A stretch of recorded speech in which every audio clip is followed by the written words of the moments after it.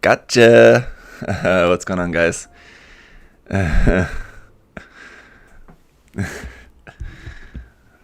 Yes. Okay. Let me say some hellos to some people who are early here. See, Roberts, Harvey Birdman, Potatoon over there on Twitch. Also, Lord Grimm on Twitch there as well. And Adam, Reiji, Gamer Ramiro, Brian, what's going on? And if Travis is with you too, say hello to Travis, Ethan, Robert, Anthony, Chow. Hope I'm pronouncing that right. Ryan, Noah, Clark. Let's see, and a bunch of people here. Jericho, Grizzler, Andrus, Goofy, Goofer, Jonathan. What microphone do you use? It's a Blue Yeti microphone. I don't know. Pretty good, I guess. Stixie. Sure, that's probably not how that's pronounced, but you just finished yours, or you just finished your PG? Very nice. Something giant plastic robot, something. Void, yeah, doggo, yes, exactly. Toxic, Aardvark, hello. Rev Limit, hello. Alright. Oh, you're sick, Brian. Oh, sorry to hear that. Hopefully it's just a cold and something minor, nothing too serious. Nothing a little soup and a rest and relaxation can't cure. Alright, guys. Let's get down to business. So we finished phases 1 and 2. So now we're starting on phase 3, which starts on page 33. And with the leg frame. So I'm gonna follow the manual. I've got some, and so phase 3 is basically just all like the silver truss parts for the kit. The molded silver ones and the silver plated parts as well too. It's a mix. It's a mix of the two. And I didn't have enough space for all the armor parts in my other container, so it's kind of a mix. Some truss parts and non-truss parts in there. Hey Zach, when do you use the pledge? Do you thin it or just use it straight out of the bottle? Simon D, you can use pledge just straight out the bottle. That's one of the reasons why it's so convenient to use. Let's see, the plastic back, let's see, I just finished my MG Wing 0AW today. It was such a fun build. Yeah, it was a fun build. Someone asked to, some very sensitive ears. I tried to drink very quietly before starting when someone heard that. I think Ramiro maybe? It's coffee.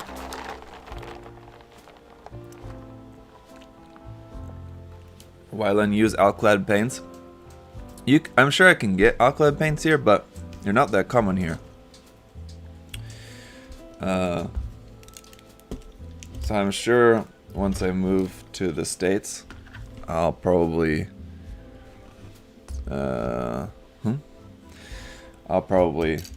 try out using some alclad because I think they're more commonly used there. The thigh, I don't like. You already have everything, all the frame all put together, and it's going to be kind of awkward to just be working like with the entire frame like this. I think it'd be easier to break it down into sections again. So maybe we'll do that here shortly. But for now, I mean, if you're building it according to the manual, you don't actually take anything apart as far as the sections go, at least at this point anyway. So you can see like there's the truss parts there compared to without on 2 legs. I'm just going to go ahead and take the legs off. I think that'll be better. Easier to show you guys. Yeah, with and without the truss parts on there. Certainly bulks up the frame even more there. Adam here? Adam, hey Adam. What's going on? Good morning. Is this really PG? How much money do you have? In my country it costs 1399 plun. Yes, it's really PG. Did you get that replacement part for the feet? Devlin, no. The replacement part probably going to take like 2 weeks or something, so it's going to be a while. I won't have that for the review, but hopefully we'll have that by the time like I'm ready to start painting. It's a frame part, so I mean, like, even if I don't have that by the time I'm ready to start painting, I'm sure I can start painting other parts of the kit, the armor and stuff, and just paint the frame later on. It'd be fine. Should be fine. Harvey asked if I'm Canadian. No, I'm actually American. I'm from Illinois. In the US there. Grew up in Illinois and went to school in Kansas City, Missouri. Wonderful place. Alright, let's see. Got this kind of ball joint that plugs into there. Okay, so this is pretty cool. This plugs into the frame there, like that, and it's on a ball joint. So this is going to be one of our open hatches here, obviously. And then that kind of folds closed like that. That's pretty interesting. And opposite side.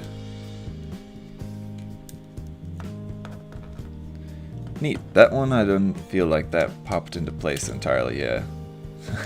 Didn't hear that pop when putting in the ball joint. There we go. That's better. Then let's see, this chrome part here on the back of the knee joint. Casey, nice. I'm from St. Louis, Missouri. Nice. Austin Bench. Yeah. Started on the MG Zaku 2. Mimsy on Twitch. I hope you're talking about the 2.0 MG Zaku 2. Benjamin Clark, I've seen this kit sell on eBay for $1,000. Yeah, we were talking about that, or the guys were talking about that whilst I was getting ready. So I wasn't joining in the conversation, but I was getting ready for the stream. But I saw that the guys in my Discord were talking about that this morning, about some crazy, insane eBay prices that this kit is being sold for. So there you go. That's it. That's all there is to it for the leg. So basically just these parts there added on the thigh, one part here on the back of the knee, one part on the front of the knee, and then 2 parts here on the lower leg, and 1 truss part kind of added there on the toe as well too. So you guys can see the comparison between the two. It looks super cool. I mean, just the basic frame looks fine, but yeah, once you get all the truss parts added on there, man, the frame looks really, really cool. It looks awesome. Yeah, like the mirror chrome I can do without. I'm not really ever that big a fan of those parts, but I mean the silver, the mix of molded silver and plated silver look pretty cool. There you have it. Easy enough. Let's do the other leg.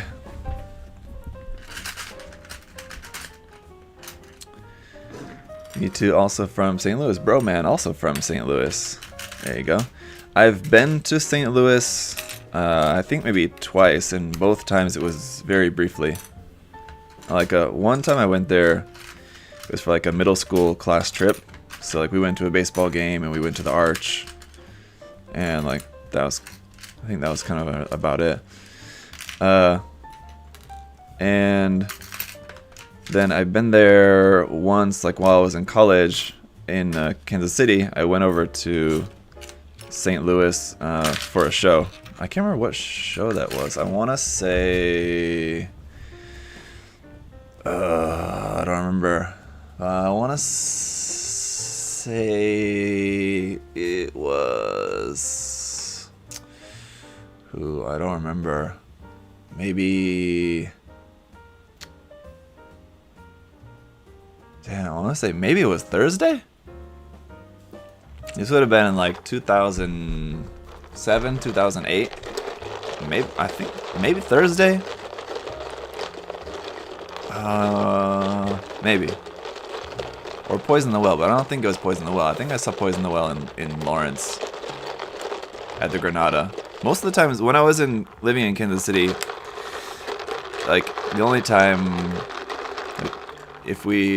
like going to shows, if it wasn't at shows in Kansas City, it was usually in Lawrence at the Granada.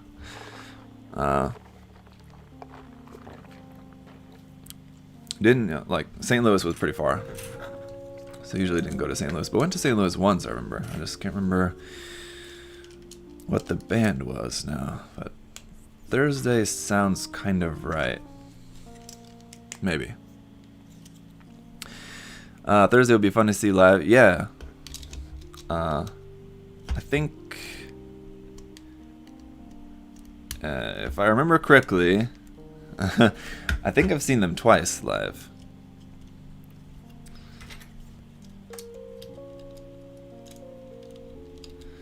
They are a fantastic band.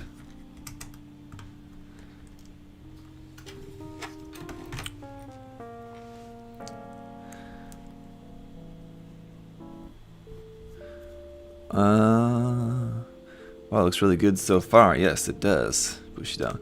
What other bands like Thursday do you listen to? Well, plenty. I mean, I grew up I grew up on all of the post-hardcore stuff, so, you know, like, I don't know, everything like from that everything from that kind of era. Earliest, are you no good sleeping? Yeah, I mean, like, yeah, I go to sleep pretty late usually. This one also didn't hear that pop, but it does feel pretty tight in there, so okay, we'll go ahead and leave that. Alright, so there's the legs. What's next?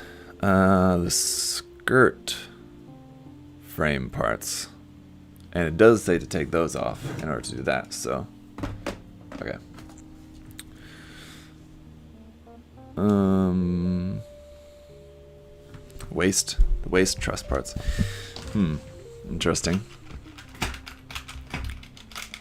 What is the most expensive Gunpla that you ever had?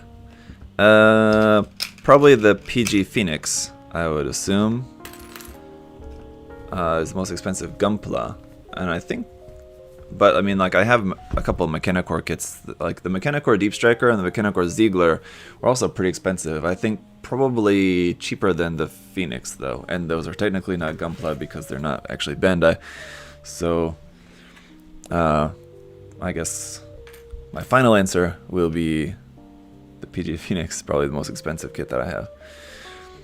Okay, so this part, let's see, plug that onto there, and then rotate that down like that, and I can assume we're gonna do this on the back side as well too, but it doesn't look like it says very clearly in the manual. Where does it say to put them on the back as well? Oh, later on, but I think we can probably just do that now. Don't have to wait till later to put these on the back. Also,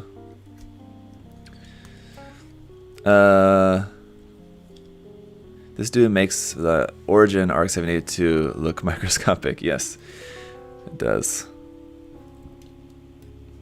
Yes. Oh, okay. So that's the reason why we have to take these sections off, is because part of this frame goes inside of here. That's wild. In an area it's hardly going to be seen, but go ahead and put that on there, on the top and the bottom. Wow. And I think those parts are basically the same, but they're not the same, so hopefully I'm doing this correctly. They basically look the same, so they are slightly different. But let's see. Okay, this one's right. Once again, it's a case of where you know it's right because it wouldn't fit on if you tried putting it on the wrong way. So that's good. This part here too on the side. So it seems like the truss frame is also being used a lot as like the moving mechanism for the open hatches. So like here, this part here on the front and back skirts is the part that will swing out to the side, and so it's using the truss frame for that. And then here on the side skirts, it has it's sliding up and down. It's using the truss frame for that as well too. So kind of a double feature. The truss segments add more detail to the frame and just kind of generally make the frame look better, more kind of, I guess, realistic sort of. And then they also serve the purpose for the open hatch gimmicks as well too. So that's pretty interesting. So there we go. That's all there is to it for the waist sections. Very nice. Fine Bandai Engineering, exactly, Eric. Photo etch time here as well too. This is really weird. Every time, like, the photo etch parts cover up detail on the frame, so it's kind of like, why did they even put here on the front of the frame? Gonna be probably a little bit hard for you guys to see, but hopefully you guys can see that there's like the vent detail here. Very nice detail, and we're gonna cover it up with some photo etch parts, which is also a nice detail as well too, but like seems kind of silly on the front side. So these apparently are different, so I'm gonna try to pay attention to the manual. Well, they're slightly different for the left and right side. Okay, so that's 6, which will go here. Eh? What? Or A? It says it's supposed to be like that. Okay, well, I'm just gonna... Oh yeah, I forgot the sheets backwards on there. There you go. You can sort of very slightly see the detail underneath there. So I guess like covering up the plastic detail with the photo etch part is not a complete loss, because you can see some of the detail underneath, but not that much. Only if you're getting really close up. And it depends on how you paint it as well too. If you were to paint that part underneath there in like a different color, that would probably help it to be more apparent. This one not sticking on there very well. There we go. Hopefully that doesn't come off.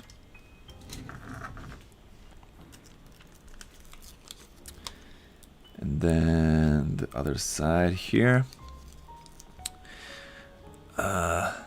Slight cheat decal, but the build looks awesome.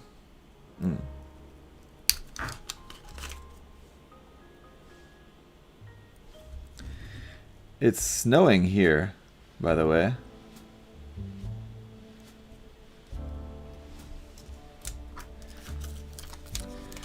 Yeah, not sure how well these are going to stay on, so you're going to want to probably be careful with these. Because the adhesive on them is, I mean, it seems good enough. Like they would stick on well enough. But the problem is there's just so little surface area for them to stick onto, because they're basically just fitting around like the outer edge of that detail. So there's like very little actually connecting surface there, so be cautious with that. Okay, now the torso frame parts, and it looks like it's also kind of doing the shoulder frame at the same shoulder arm frame parts as well at the same time, but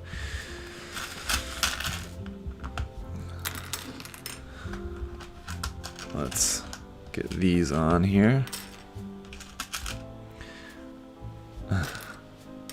Do photo etch parts rust? That's a good question.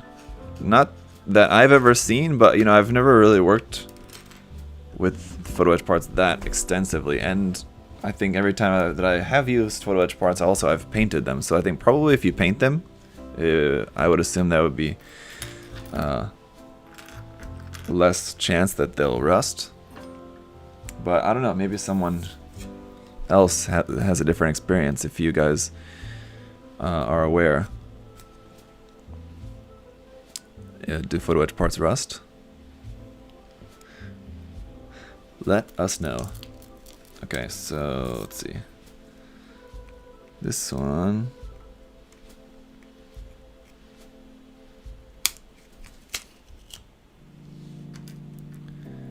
Goes this side. Right there. That's pretty nice. See, the detail underneath this one is a silver plated part, so it's a very bright detail behind it. So even though like the holes in this photo etch part are quite thin, you can see the detail of the truss part behind it because it's very bright silver. So those says to lift up that part. Okay, these go here on the front.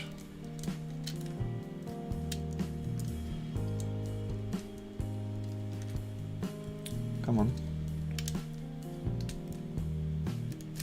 Oops. Well, okay. We'll just go ahead and take off the waste while we're here. There we go.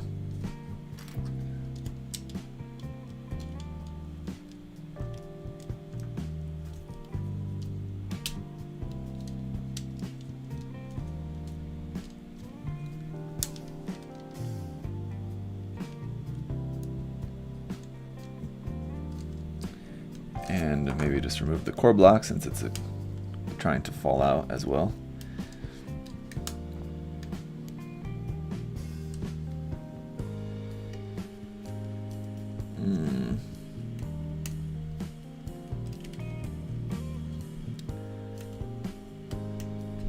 Okay, I think I probably missed something in the manual. Not paying attention that I was supposed to extend or like move the torso frame in a way to make connecting this a little bit easier. Is that not supposed to plug into there?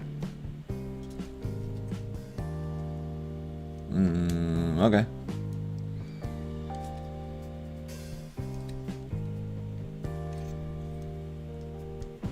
That's that. I guess so. That's that. Let's see. Head forward and backpack off, and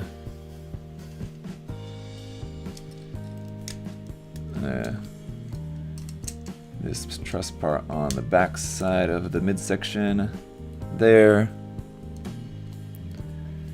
Then put that back together.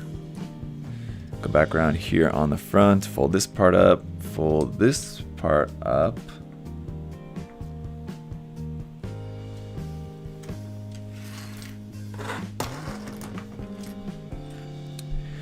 Let's see. Who's that? Sarap, hi, fan from the Philippines. Me and my fiance are watching. Please shout out Nicole and RJ. Hi, Nicole and RJ. Fixed pose hands. Yep. I've seen people saying that like they don't want to buy this kit because it has fixed pose hands. Like, I can understand wanting the fully articulated hands, but not buying the kit only because of that seems a bit silly, to be honest. Oops. Well, that just came completely off. Doesn't seem like that was supposed to happen. It's like the truss part of like the inside of the front of the chest. So we close that. And we close that, we're supposed to make sure that it like tucks down behind a part in the waist frame. So I better put the waist frame back together, back on here. The core block in there. Pop this back down onto there, and this is supposed to tuck behind the part there on the, yeah, that part. And it looks like there is still going to be that gap. Some people were noticing this in like the imagery of the kit before it came out, that like here in the gap, like you could see straight into the cockpit, and it looks like that is still the case. That was not fixed between the initial images that we saw of the kit and the actual release of the kit. It looks like we are going to be able to see in between there to see right into the cockpit. I mean, it's only if you look at it from a certain angle, so it doesn't bother me that much. And in a way, I think it could be kind of cool, because you can like see in there, and with the LED on, you'll be able to see like the cockpit lit up inside there, which is kind of cool.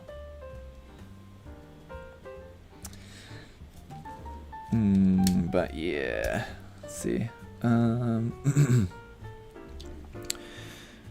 That's like that, and like that. There we go. Sorry, a bit hoarse this morning for some reason. Yeah, I meant to go to bed a little bit early last night, but I was editing that the video on the one-day build that I posted last night. If you guys have not watched that, go and watch that later. But I was trying to edit that video and post that before sleeping, but the problem was, like, whilst I was trying to edit that video, I also like kept going back and forth between editing and watching watching Genshin Impact videos. I went down a rabbit hole of watching Genshin Impact videos, how-to stuff and things like that, finding stuff. So it took a while to finish editing that video and to post that. Let's see, GamerBud, are you liking the build so far? Yeah, definitely. It's very cool so far. I prefer the fixed hands than fighting with fingers popping out of the small time. Yeah, Fausto, I totally agree. I definitely prefer fixed hands myself. So I love that we got those on this kit. You know, in an ideal world, I think what would have been the best option, of course, is to have fixed pose and articulated hands included with the kit. That way everyone's got what they want. You know, Fareed, so you like to play Genshin? Yeah, I do. I like it. It's fun, and I'm not super serious about it, but I'm just enjoying it. I don't have a whole lot of time to play, so I just get in a little bit where I can. Usually, like before bed. This is usually when I'm getting in an hour or so.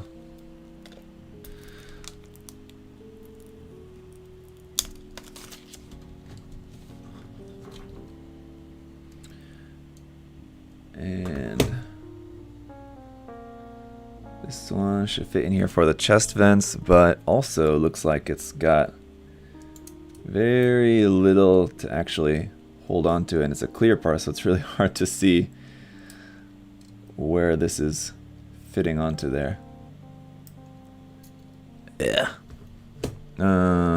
Yeah. And of course you should follow the manual. The manual says to put in this side first. Like that. Come on. Work with me here. And gotcha. There we go. It's a relaxing game for me. Yeah. It's relaxing. I mean, like watching some videos and stuff about the game. I mean, like I I know that there's some people who are like well hardcore into it, and I think it's people who are like just much more into gaming in general, especially like gacha games and stuff. And they're talking about all this super in-depth detail and stuff about everything, but I'm not like that. For just a very casual player like myself, it's a lot of fun. Just because I also just like the whole like exploring aspect is fun, just exploring around, finding chests, fighting dudes. But I'm at the point now that, and this is kind of what set me off into watching a bunch of videos last night, was because I was looking for like ways to basically get a little bit better, because I'm at the point now where I am finding myself getting stomped sometimes when I run into like just when I'm playing, when I'm trying to fight bosses, or like playing in the new area. I forget. I went and checked out the new area, the snow-covered mountain. I forget the name of it, and I was just getting destroyed. So I was like, okay, well, I'm gonna leave and come back to that area later. Dragon Spine, yes, thank you, Lord Grimm. Yeah. Especially there was the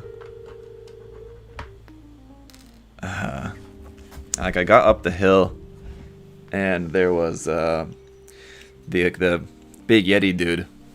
You have like the big massive hilly churros. I forget, they're like meaty churros, I think is what they're called. The really huge ones. And there was like the frozen version of that, and he was just giving it to me. And I was, trying to stay warm with the cold and everything. So yeah, it wasn't that fun. And yeah, every time like I'm trying to fight the bosses, I'm just finding myself not doing enough damage. So I just need to figure out what I'm doing, because the problem is that like I need some more, I thought some more like ascension materials, so I can get my characters leveling up, because one of the things that's the most fun for me about the game is just the exploring aspect. So like exploring around and getting loads of chests and stuff is like there went one of my photo etch parts. That's one of the things that I'm fine with. So I think I've got like loads of like level up material, but I just need the ascension material. And like you have to beat the bosses to get the ascension material, but like I'm not finding my characters strong enough to beat the bosses, so that's kind of the problem. I just need to get better at it in general, I guess. You gotta go artifact and talent book grinding. Yeah, I think, yeah, the artifacts, I think I need to especially level those up a lot too.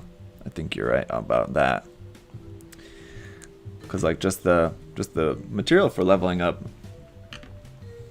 and stuff, I have plenty of. It's yeah, leveling up the artifacts, I suppose. That as well too.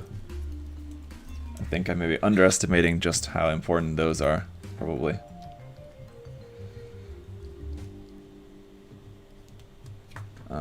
Also the weapons, like I've gotten the only I think I've gotten one 5-star weapon, a 5-star sword, and one 5-star character. I got D-Luke, and I actually got 2 of D-Luke, strangely enough, because I've seen online that some people apparently like have the hardest time getting D-Luke, or just is a character that, obviously being a 5-star doesn't show up very often, but I ended up getting 2 of him in a 10 roll.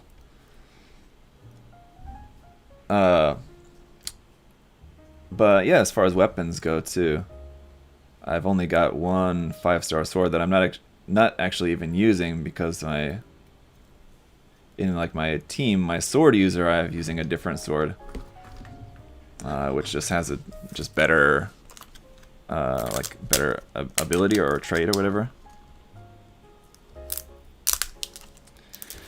So and even like even 4-star weapons I don't have that many of, so I've also been trying to roll for some more 4-star weapons rather than trying to get more characters, because at first I was trying to get more characters because it's cool getting different characters. But yeah, getting different weapons I'm finding would also be helpful. I think some better weapons. D-Look is one of the best characters in the game. Slipper Jimmy says, yeah, that's what I hear, apparently, and he's probably the character that I use the most commonly, probably.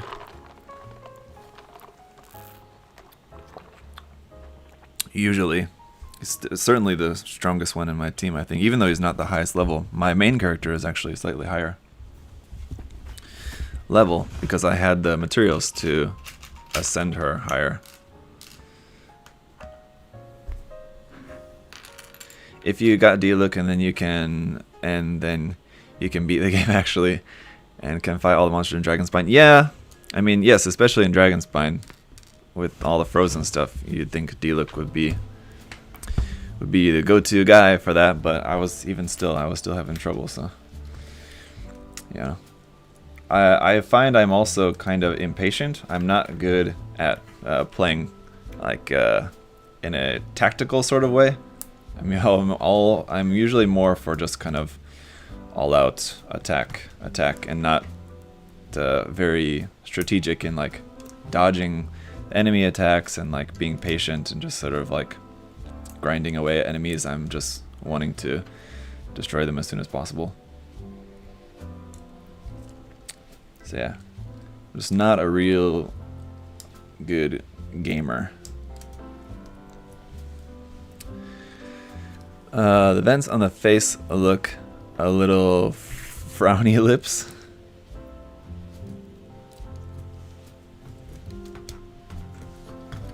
There you go. So there's all the truss parts added onto the arms as well too. So on the shoulders, you got these hanging down bits there. You got the photo etch on the side of the shoulder there, and another chrome part here on the front of the elbow, like with the back of the knee, like that. And then these truss parts that go on the sides of the arms there, they're the silver plated parts.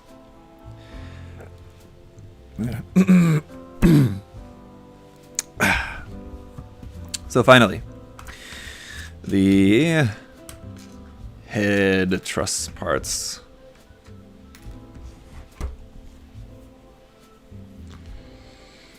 And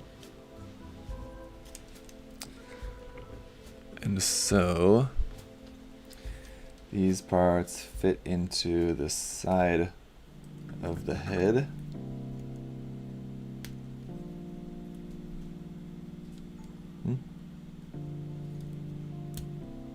Like that. This seems like it's gonna make it harder to put the actual like faceplate on once you have these on there, but I guess it's gonna just barely fit in there, I suppose.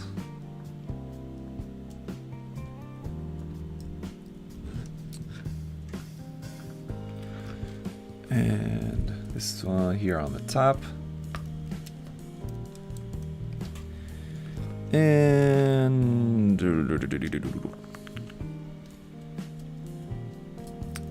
like that.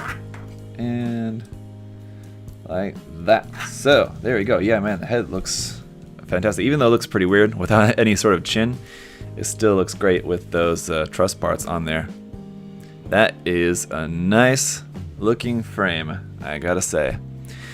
Very nice. If you're impatient with Genshin Impact gameplay, try using characters generating shields. Shield prevent stagger and mitigate damage. Yeah, that's true. Mateus, yes. I am using Barbara for a healer, which I kind of wasn't for a while. I had her and I was using for a while, and then I wasn't using her for a while.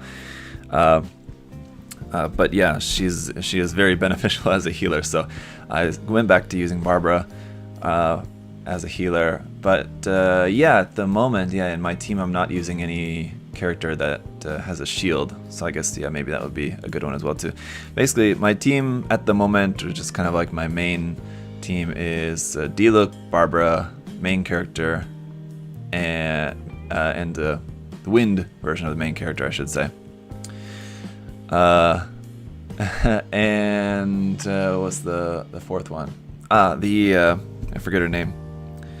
The other fire girl. So it seems probably not good to have a 2 fire in there, and I sometimes switch her out, but her special attack is also quite useful when you're surrounded. The fire girl who's the cook, what's her name? Not Amber, no. Amber, you know, I tried using Amber for a while, but no, even leveling her up and still Amber still seems pretty useless. Not very good.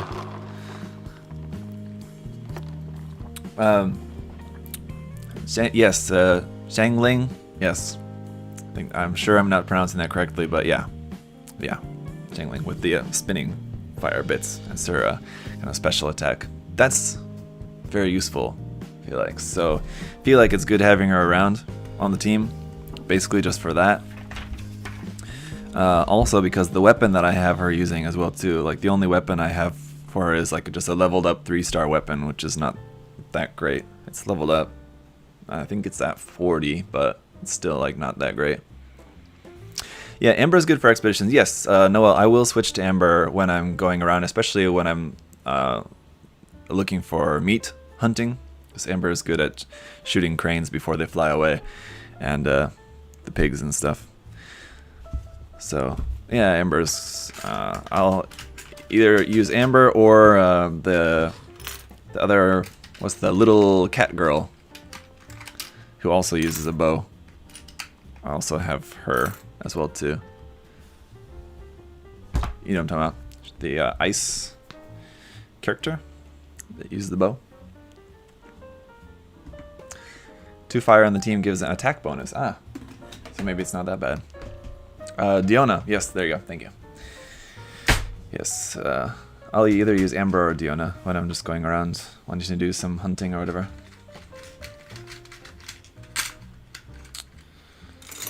Yeah. I have another character that I've seen, like when I've seen like people's tier lists, people usually rank him pretty high, but I've not really ever used him that much, so I don't know if I should bother putting in the time and resources into leveling him up or not, but maybe you guys who know more about it can tell me.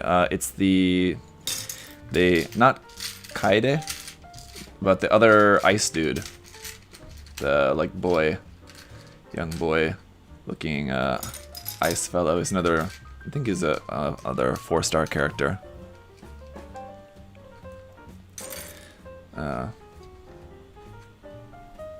I don't think Bennett. Chongyun, yeah, that's what it is. I do have Razor as well too. Razor also I've seen is supposed to be good, but I've not leveled him up at all either.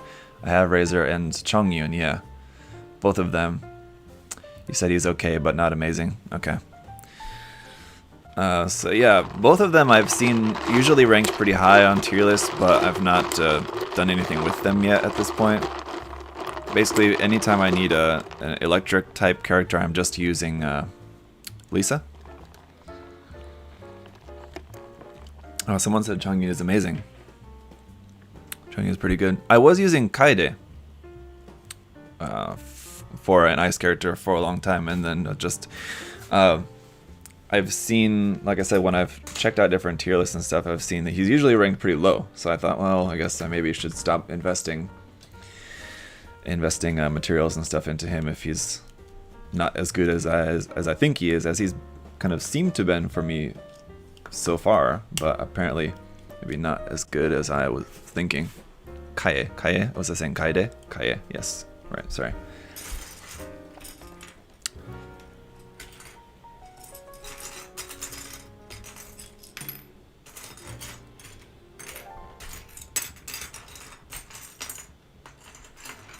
Here's the little latch bit that I was looking for. Chongyun is good for elemental reactions with his ability. Ah, yeah, that would be good, I suppose. Current banner has Fischl in it. Yes, I've also seen that Fischl is supposed to be very good, and you could get her from that event, but I didn't finish that event, I think. I didn't end up getting her. But I think you can still get her through just wishes, right? I believe. I'm not sure, but I basically feel like at the moment I have a good amount of characters. I probably have everything that I need. I should be able to like be advancing well enough with the characters that I have, so I'm gonna focus more on the moment of not trying to get more characters, but trying to just improve the characters that I have, you know. Do you think Bandai will make the PG Unleashed in MG scale as the next MGEX? No, you mean like this? Basically making like an MG version of this Gundam? Probably not. I wouldn't think so. Let's see.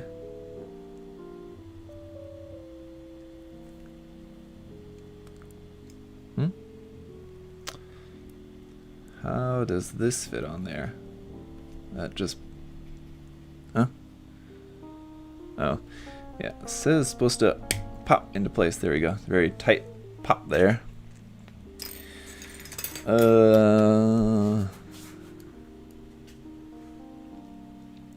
Gotta catch them all. The good thing about Genshin is there is no true meta. Yeah.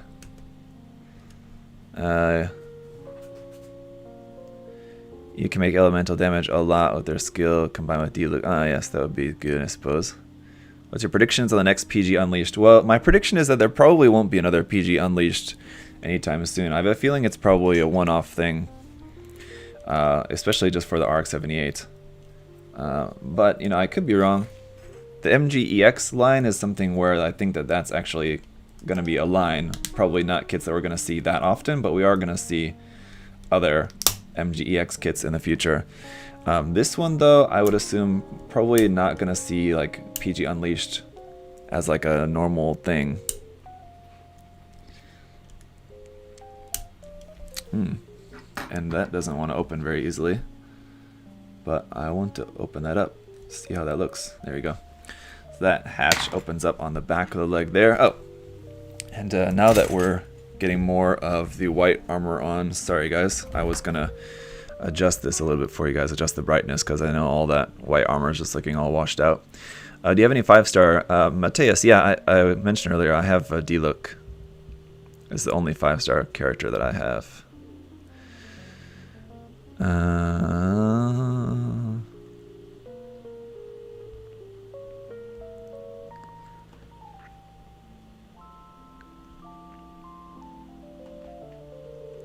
Just turn down the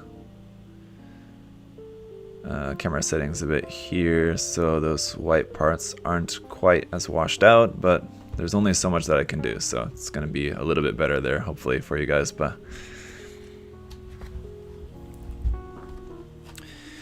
it's white armor under bright lights here, so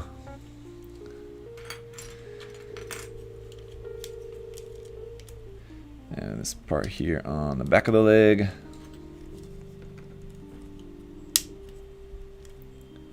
Like that. And these sections here on the side. These are the parts that will not move.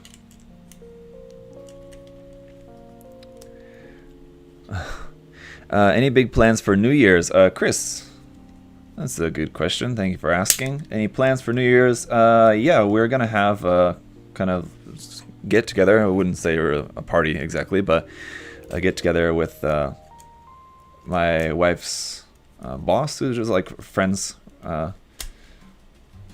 We're just friends with my wife's boss, and her daughter, like too, is like the same as like 1 year younger than my son and stuff. So anyway, we get together pretty often. We're not getting together with the kids though. We're thinking, at least for New Year's anyway. But yeah, with my wife's boss's family, and then I think probably other friend or two probably also be joining, I suppose. So just a couple of friends getting together, probably just have wine, food, and stuff. What happened to the Mechanicore kit you unboxed a few years ago? Noel, I've unboxed a number of Mechanicore kits over the years, and I've not ever built any of them. But I was really wanting to build one of them, like starting around this time, around December, January. But I opted to. I was on the fence, either start a Mechanicore build or start Season 2 of Trash to Treasure. I couldn't handle doing both at the same time. And I was leaning towards starting a Mechanicore build, but then I thought, no, I mean, people really seem to enjoy the Trash to Treasure series, and I know I've been promising I'll do another series of that for a long time. And I've been putting it off and putting it off and putting it off, and I thought I probably should not put that off anymore, and should do that. So I'll do the Trash to Treasure series first, and then my hope is to then work on a Mechanicore kit after that. But we'll see how things are going, you know. Okay, this actually goes up into here like that.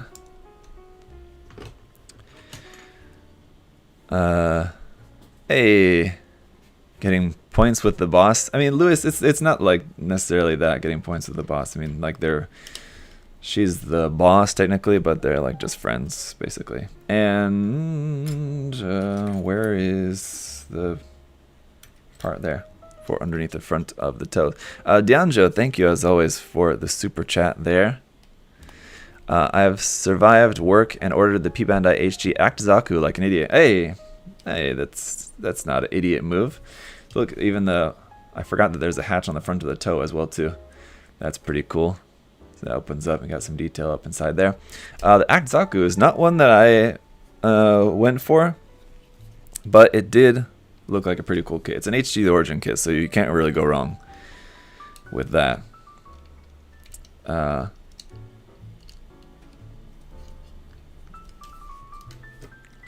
For example, let's see. Zaku, have you considered building a 5-star stories kit? Yes, I've got one here that I unboxed, and have not yet done anything else with it so far. Where is it?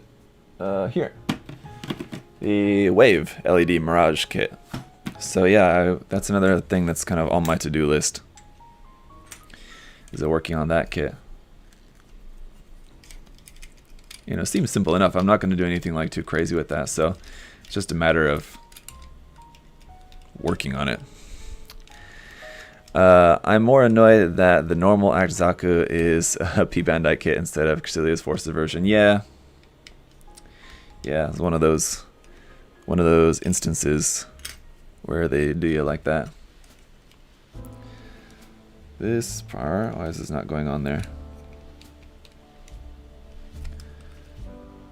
Yeah, my feet part are not totally pushed together there.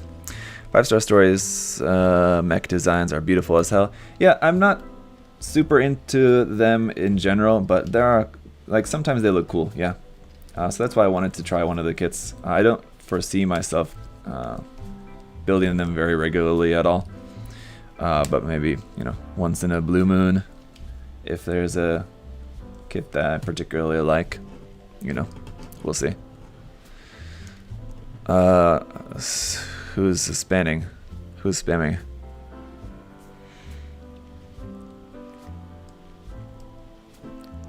Yes. If someone's spamming, please stop the spam. Kenneth, thank you for the super chat as well too. Awesome live video, man. Just got into Gunpla last month. Was there a lot of sanding down of nubs on this kit? Was mostly undergated. All of the plated parts are undergated. All of the non-plated parts were not undergated, but the nubs on this kit were, I mean, they're pretty manageable, so not too difficult at all. Now this part should be fitting down all the way onto there, and it's not. And I'm just wondering why not.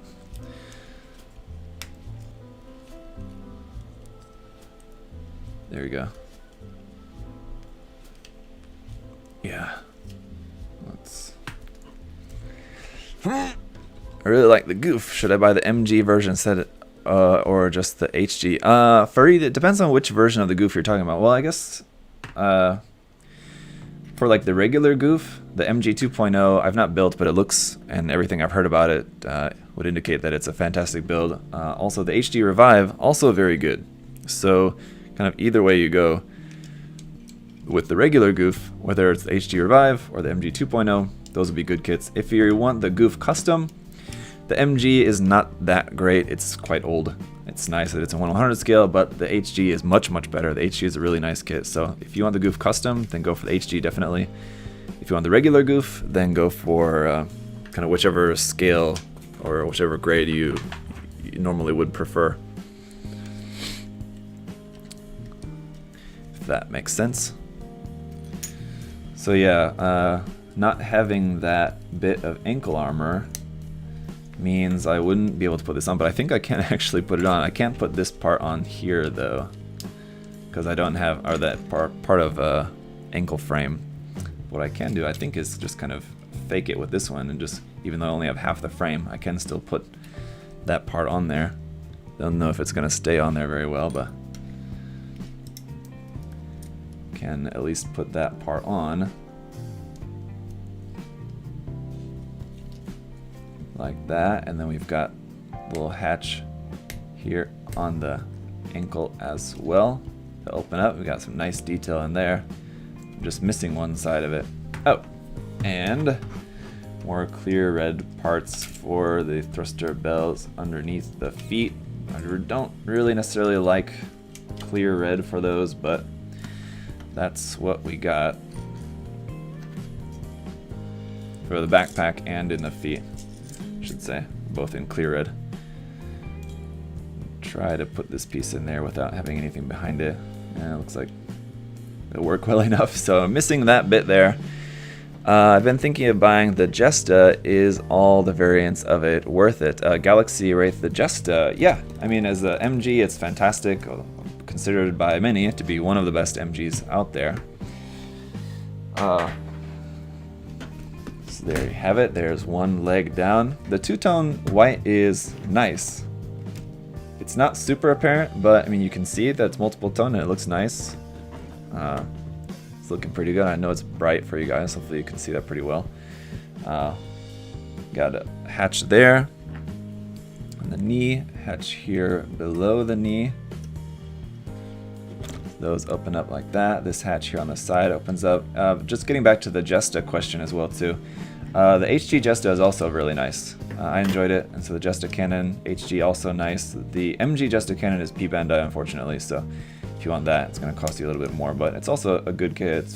It's a nice kit, so if you can stomach the price, you know, you can check that out. There's the open hatch for the side of the leg there as well too. Very cool.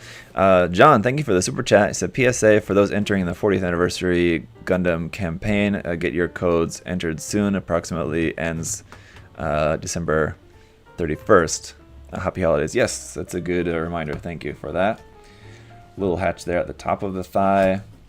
Little hatch here on the back of the thigh. Got two there. And a little hatch here on the back we saw before, but we'll just pop that back open again. It's probably going to be helpful to have a set of tweezers on hand when you're opening up these hatches. The one here on the front of the foot, and here on the sides of the ankle armor as well too. So very cool hatch gimmicks on here. Very nice. Close that back up. Close everything back up for the time being. Boom, boom, boom. Pop, pop, pop. Okay. Let's get everything on the other leg. Hey Alex, good morning. The Yakuza is here. Yes. Do you have any tips on how to tighten the MS joint frame? Because the one on my Destiny is very loose. You're talking about the RG, I guess, RG Destiny. I mean, just some glue and or paint or something on it. But the problem is it's the pre-molded frame, so you can't like take it apart and put some glue on it and then put it together again once the glue is dried. Can't do it that way, can you? So, that does leave you in a bit of a pickle. Yeah. How to tighten the MS frame? I mean, just spraying it with some paint or some top coat or something. If you don't want to paint it, just spray with some top coat. I mean, that'll certainly stiffen it up. The problem with those frames is that they can be kind of weak, so if you stiffen it up too much, then when you go to move it, they'll be more prone to breaking. So I maybe wouldn't recommend trying to stiffen up the frame unless you're okay with it being kind of fixed pose, with then maybe not being able to pose it much after that, because I wouldn't recommend maybe posing it too much after you've sprayed something on one of those frames. Fictus, getting back to Genshin Impact. I'm all for getting back to more Genshin Impact talk there. You say for the longest time you were running 2 fire, 2 electric. Yeah, that, what's that, superconduct, right? You get when you get a combination of those two. Yeah, that's pretty good. So yeah, I've been using that, finding that quite good, especially against like the, what's it called? The wind ball, kind of like mini boss that you sometimes have to fight. I just am like shocking it a bunch from a distance with Lisa, and then when it comes down, I just smash it with the D-Look, and it usually does pretty good. Gets that superconduct there. Zako, I got the HG-UC Nemo Unicorn today on a whim. Do you know if it's any good? No, I don't really know much about the Nemo because I've never really liked the Nemo design. But as far as I can remember, it's a pretty solid HG kit. Any HG Unicorn kit are usually pretty good. A Unicorn series, not the Unicorn itself. Actually, the Unicorn itself probably one of the weaker ones in that line, but the HG-UC like Unicorn series ones are usually pretty good. Do you have any problems with your RG New Gundam? No. And the first RG New Gundam that I built is the one that I built. It was for someone else, so I reviewed it and all that, but then I don't have it anymore. I've built a second one for the heavy weapon system, which I've yet to review for you guys. It's all built. I just haven't recorded the review yet for you guys. I'll probably do that next week. But that one as well, I mean, I haven't messed around with it a whole lot at this point, but I also haven't noticed anything being particularly weak on it, so I think the RG New Gundam probably, as far as I know, and as far as everything I've seen other people talking about it, it's a pretty solid build, so shouldn't really be experiencing too much weakness with that, I would imagine. Do you wish on event banner or permanent banner? Usually on event banner. Like the permanent one is like the one with Noelle on it, right? I got Noelle very early. I think she was probably like the first character that I got from wishing.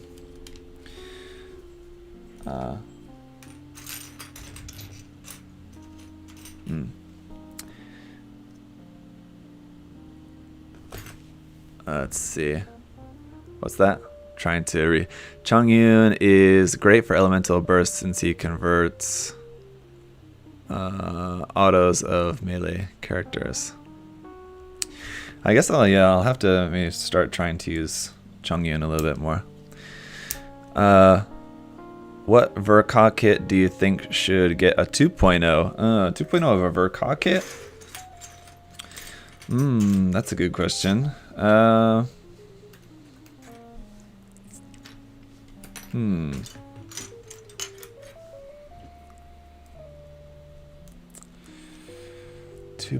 Verka. Maybe, I mean, you guys probably aren't going to like this answer, but just the RX-78-2, because we've gotten so many RX-78-2s out this year, including this one that I'm currently building at the moment. So I feel like maybe a lot of you might not agree with me on that one, but the RX-78-2 Verka is such a great design of the RX-78-2, and it's just that it's like a pretty old and dated kit at this point. Like, it still holds up pretty well, I think, in my opinion. It's still a pretty good master grade kit as far as older master grade kits go, but a 2.0, like a newer version of that with all the new technology and everything would be a lot of fun as well too. Trevor said, have you used any display tools, and if so, what's your opinion on them? I've not yet, actually. I've not had the chance.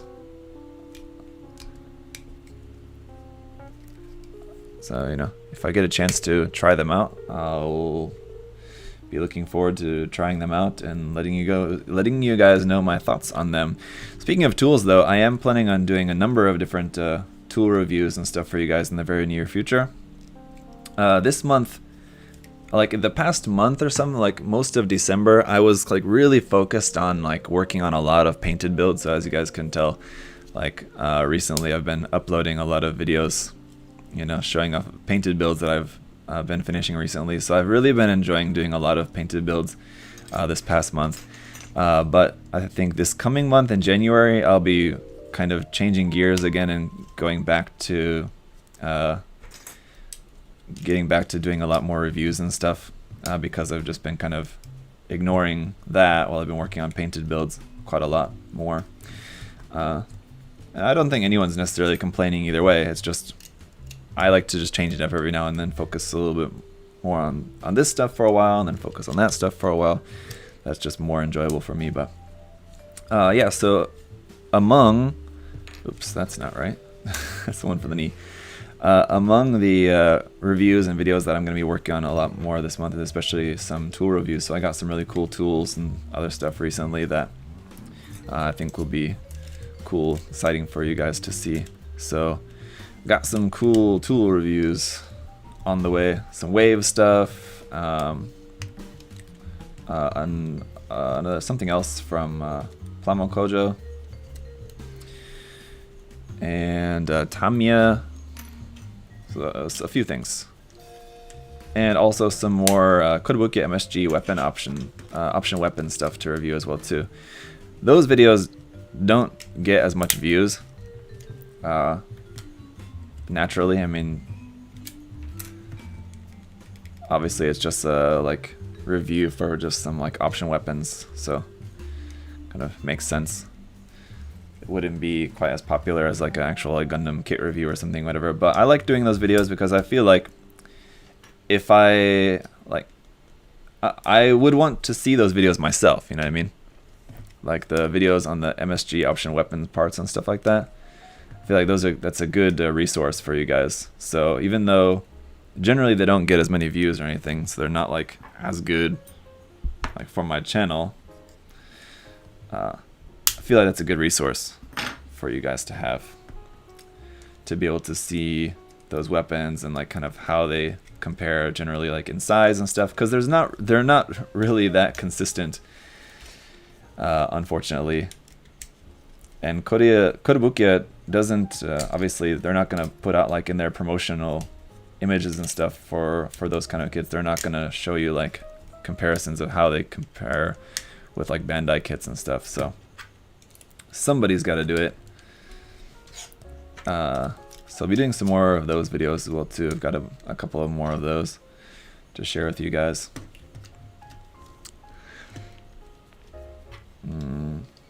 And more kits and stuff, obviously. Some Kotobukiya kits included, some Kotobukiya kits, some other stuff. I just built this up yesterday. It took like 10 minutes.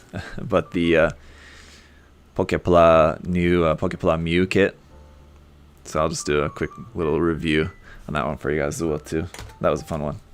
Very fast build, as you could imagine. That's kind of the point of that new series of Pokepla from Bandai. They're super quick. They're like entry grade basically, but it's interesting why they don't call them entry grade, because entry grade is not only for Gundam. They have like Kamen Rider entry grade and a couple other entry grade things, so kind of curious as to why the Pokemon ones aren't called entry grade. But there's the legs all done. Yes, that Mew kit is very cute. So what I want to do with this, actually, here you go. You can see that. Kind of sidetrack for a minute. Yeah, it's very bright. It's very light pink color. But what I want to do with this is make like a custom effect part for that. There's a Twitter. There's a couple of different Twitter builders that I've seen do this, but there's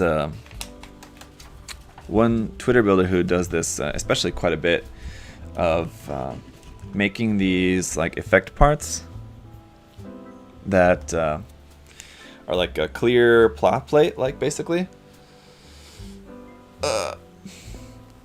It's like a clear plot plate, and like he'll cut it to like a particular like shape, like flame shape or something, whatever, and then melt it and like pull it with like a lighter or something, I guess. Just kind of melt it just so it's like becomes malleable, and then like pull it and twist it and stuff, and so he makes these cool, super cool effect parts and stuff for kids just doing it like that. So I want to try that probably for the Mew, see if I can make just like a cool effect for that.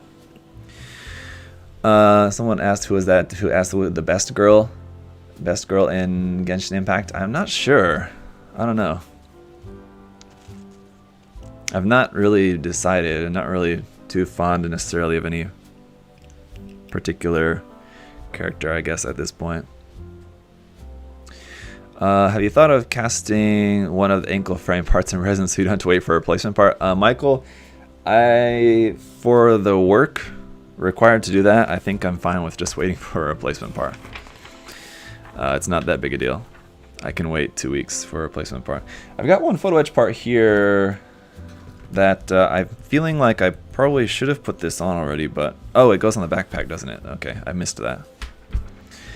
I did, didn't I? Oops, okay. Just gonna go ahead and pop that off.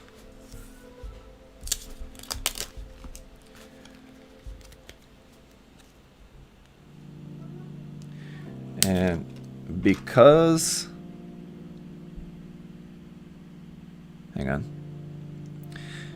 Because I think probably most of these photo etch parts I'm going to be taking them off again when I paint the kit. I'm going to keep this backing part, so like later if I end up taking them off while I'm doing the painting, I'm not sure.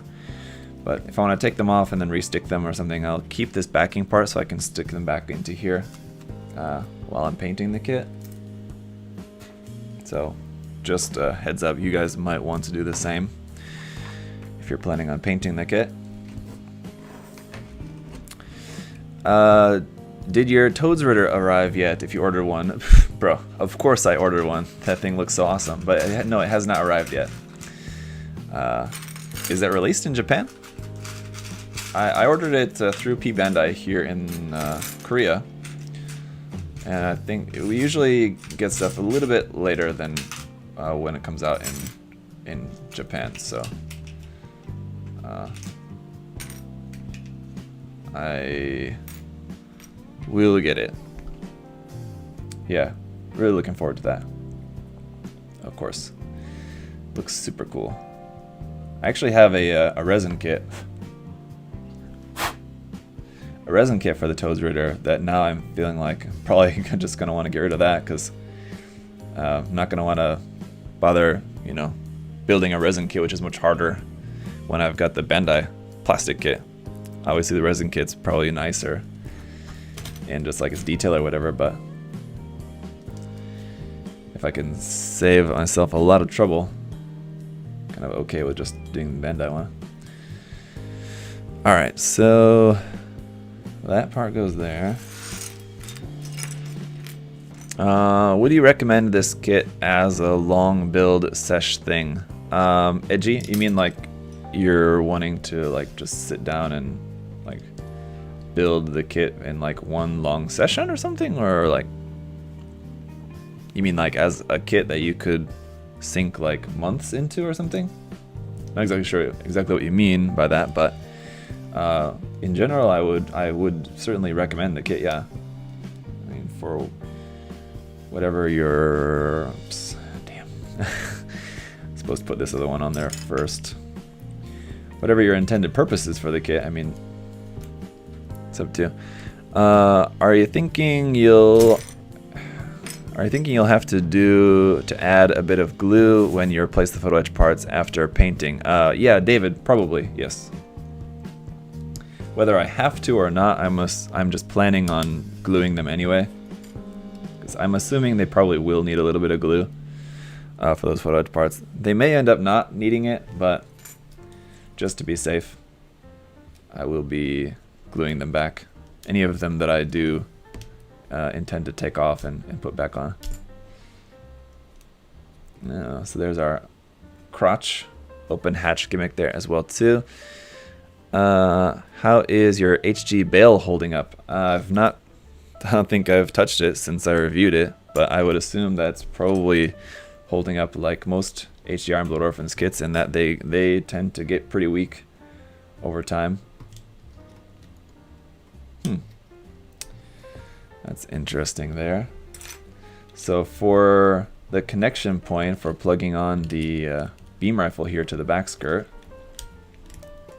it's actually, it's not a thing that you fold out, it's a thing that you rotate here. So you turn that around, and then you can plug the rifle into there in the back skirt, or you turn that around back, and it's just the detail there. That's pretty cool.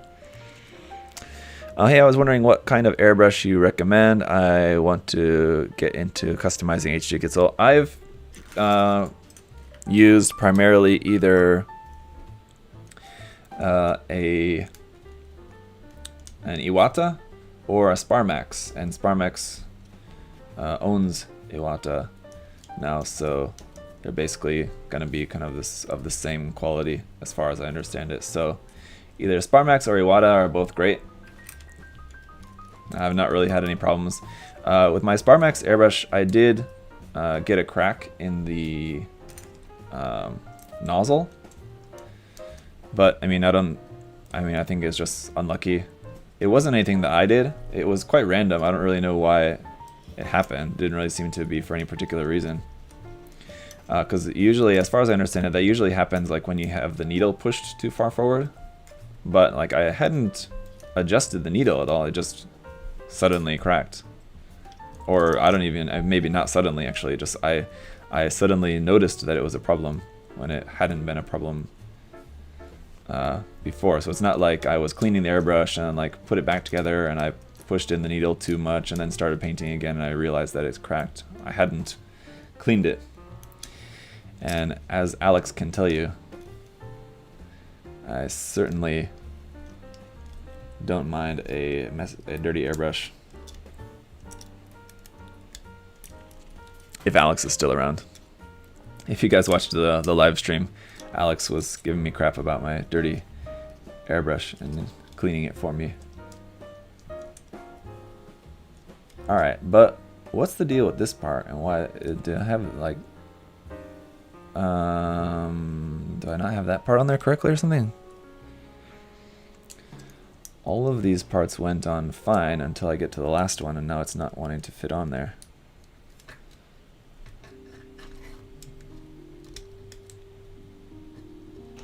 Come on, you. There we go. Oops. Oh, maybe the problem was that this part was not on there correctly. That could very well be the case. Yeah, I think that part was not in there correctly. There's like kind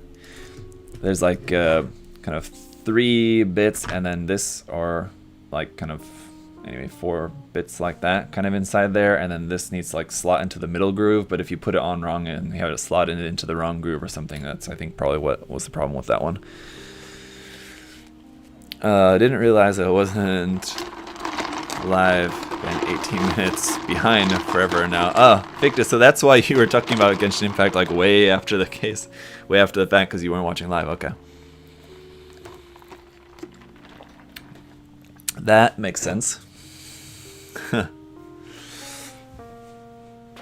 Now you're caught up, eh?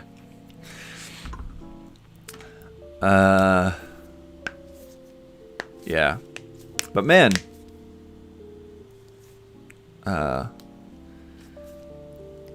am enjoying the game, definitely. Do you think they'll make an MG Exia 2.0? Kyle, yes, I do think so. I'm not sure that they are going to make one, because like I've talked about this and other people have talked about this. It's not like hard to figure out, but it does seem very possible that they're going to make, like after the Virtue, that they're going to make a new 2.0 Exia, because they have the Dynamace, the Curios, and now the Virtue coming out, and the Exia has been out for a long time. So it would kind of make sense for them to kind of do like the 3 other main characters and then do a new Exia to kind of go along with them. That makes sense in my mind, and I could very much see Bandai doing that. That said, I don't know if they actually will or not. Who knows? It's hard to anticipate what Bandai is ever going to do, but I think it is very, very possible. Whether it's a 2.0 or an MGEX kit, could be. I think it would be better off being a 2.0, because if it's an MGEX, then that means whatever is like the EX aspect of it is going to make it different from the other ones. And so like I think the reason for making a 2.0 would be to make it match really well with the recent kits, the Dynamace, the Curios, and the Virtue. And if they made it an EX kit, then it would stand apart from those. And if the point is to have them as a team, and the Exia is like different from the rest of them, then that like, kind of really wouldn't make sense necessarily. So I think yes, probably what it would be a 2.0, if anything. I don't think it would be an MGEX or a Verka or anything like that. How do I smooth out marks on a plastic where I sand down mold lines? Backlog. If you need to sand out, or if you need to smooth out sanding, basically the key is to sand more. You just need to sand with a lighter grit sandpaper. So like 1000 or 1200, 1400, or even higher if you need, but you shouldn't really need to go too much higher than like 1200 or 1400.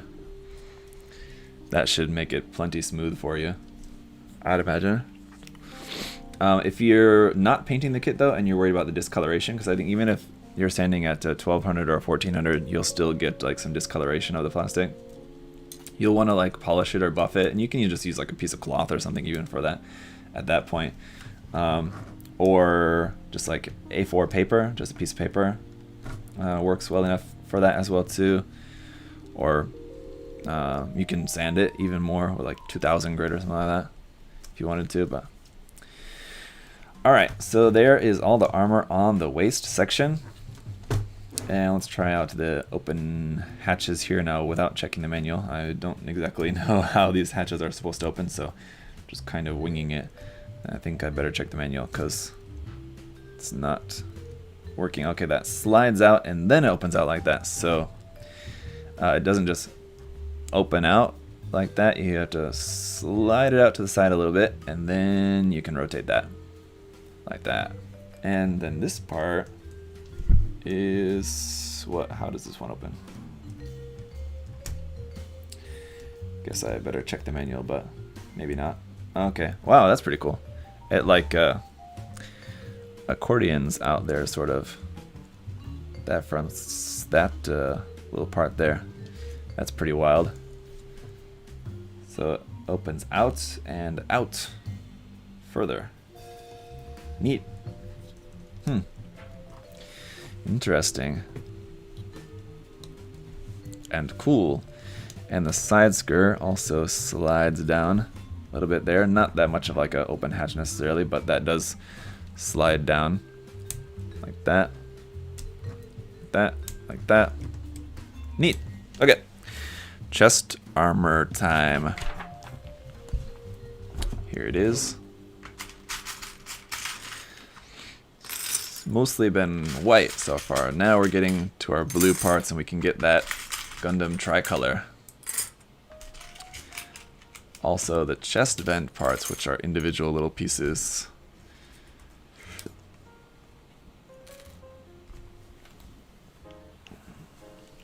Let's see.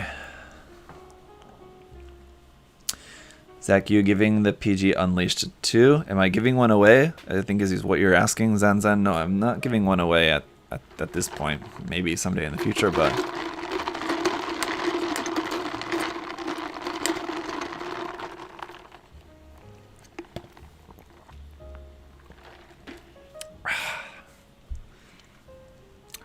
Plain or flavored soju? Maui, I would say no soju. I don't like it. I'm a normal person. I don't like soju.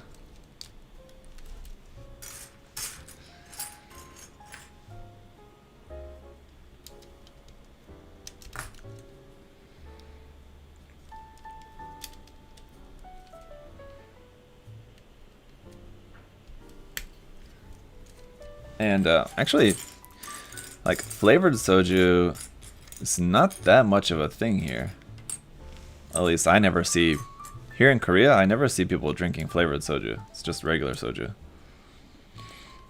And I'm sure some people do, I guess, but I never see it.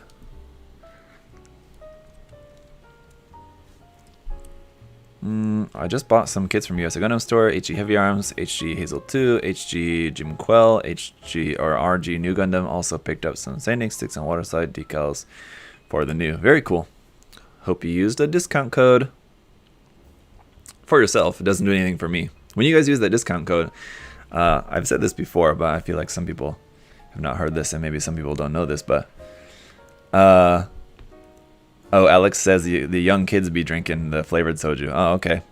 I don't know. Even like even when I've seen like teenagers and stuff drinking, I just see them drinking regular soju. But okay, fair enough. Alex would know better than me, I suppose. But yeah, what was I talking about? Sorry, I lost my train of thought there. Soju gives you tummy aches. Yeah, it's not good. Oh yes, the coupon code. Yeah. So just to reiterate, because even though I've said this before, some people may not know, but using the coupon code that I always tell you guys about in the reviews and stuff, that doesn't do anything for me. I don't get kickbacks or anything like that. My kickback is just you know, doing this as my job, as my full-time job. So when I tell you guys to use the coupon code, that's just for you to save money. It doesn't do anything for me. So there are other people's coupon codes like as well too, like Joel has his own, and others as well. So it doesn't matter whose you use. But wait a minute. That's not right.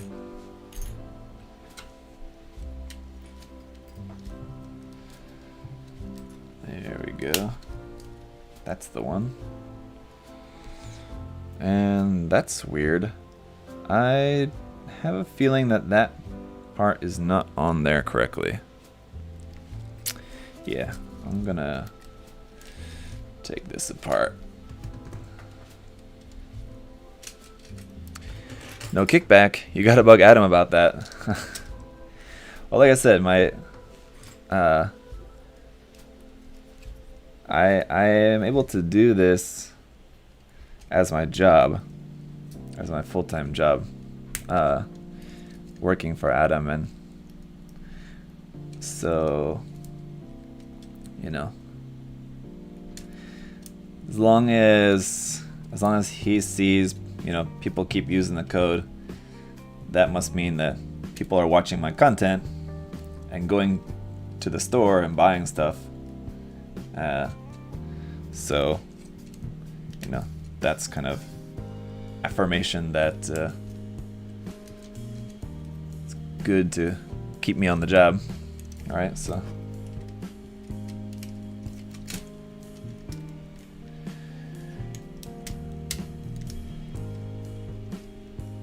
There we go.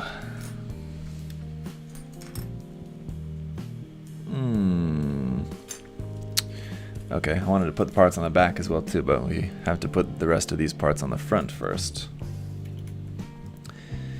Zach, are you in the military? Nathaniel, no, I'm not. Nor have I ever been in the military.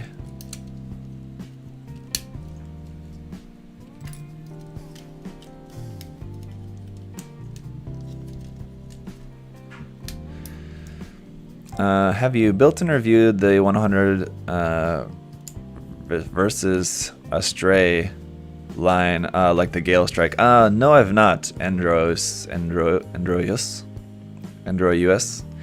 The Gale Strike, the Reagan Duel, the Hail Buster, the Nebula Blitz, those, yeah. Pretty interesting, like, designs. I mean, I just, I appreciate the fact that,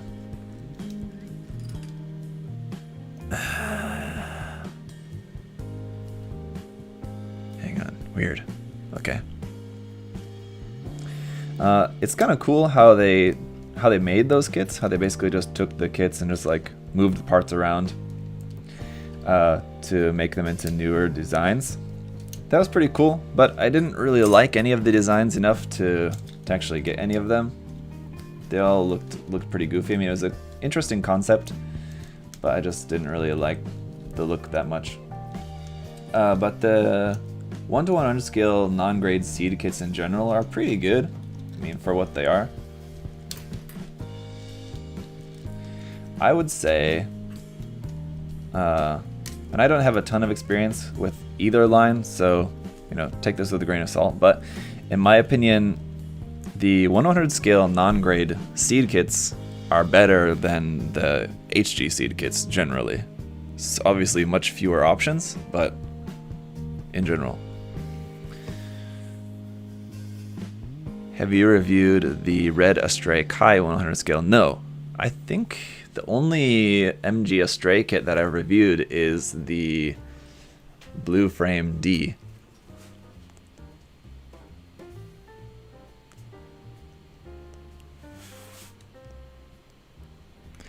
Scarlett asks, can you use your discount code and a gift card at the same time? I'm not sure offhand. I would assume the answer is yes. You should be able to, I would think, but I'm not sure. I guess the best way to find out would be just to try it. Try plugging that in and see if it works. Or, you know, if you want to know ahead of time without doing that, the other option would be to email them and ask. Now, this is pretty interesting. It says to take this part of the frame off, okay, so that we can remove this part of the head, this part. And while I've got that opened up, I'm gonna skip ahead in the manual, I think, a little bit and put in the LED unit. It has you put in the LED unit later, but let me check the manual. After we do all this and build the core fighter and the weapon holding hands, mounting the weapons, LED unit. Yeah, you have to take off this bit of the backpack, and so it's kind of a pain to get the LED unit in there. I'm gonna have to do that to turn it on anyway. I'm not gonna have it on this whole time, so I guess we'll wait and put the LED in later. But I want to check these are the right LR41, right? Yes. Okay, so I do have the batteries for that. We'll put in the LED later. Sorry for asking, but could anyone buy me my first PG? I could never afford one. Zanzan, yeah, probably not gonna have someone volunteering to buy a PG for you, but my advice for you would be to just stick it out and wait till you can afford one. You know, I'm assuming maybe you're a younger fellow. Everyone was younger once. When I was young, I couldn't afford any PGs, so you know, I didn't have any PGs until got a little bit older, got a job, had some money, and bought the first PG that I bought was the PG Wing kit that I actually never finished building, and just recently, a year or 2 years ago or something, or fairly recently, I ended up actually selling that.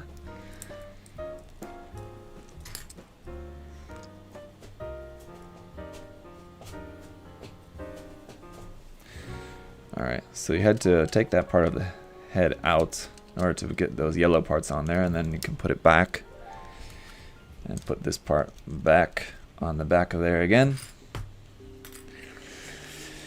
How is the MG V2 Assault Buster holding up? I mean, after I review the kits, guys, they just kind of go back in the box and just kind of hang out there for the day when and if they might ever get painted. So I mean, asking me how kits hold up, I can't really answer that for you because they're just sitting in the box. They're holding up fine in the box. Let's see.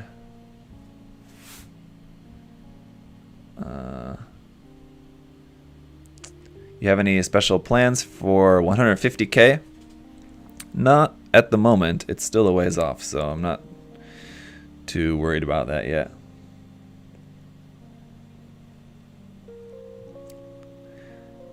I think probably won't hit 50K until probably towards the end of next year. So still lots of time. Now each of these little chest vents is numbered, so if you were cutting them out while doing your build, you could keep track of what number they are, but because I cut them all out ahead of time, I don't know which one's which. So luckily the manual does seem to show you pretty clearly. It's just kind of a trick to get them into there.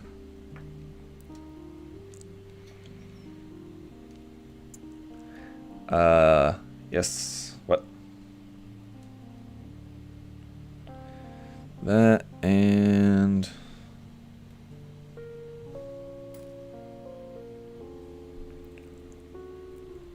all right. Get in there. Get in there. I might have to use tweezers. I think I'm definitely gonna have to use tweezers.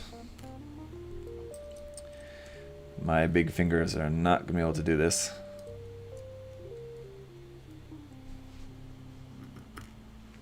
Hui. Schrodinger's Gunpla. Where do you go to sell your rebuild Gunpla, like customs, just build kits that you want to sell? Anything that I've wanted to sell, I've had a pretty fine time selling stuff just like through my Facebook page usually. But, you know, I'm fortunate enough to have a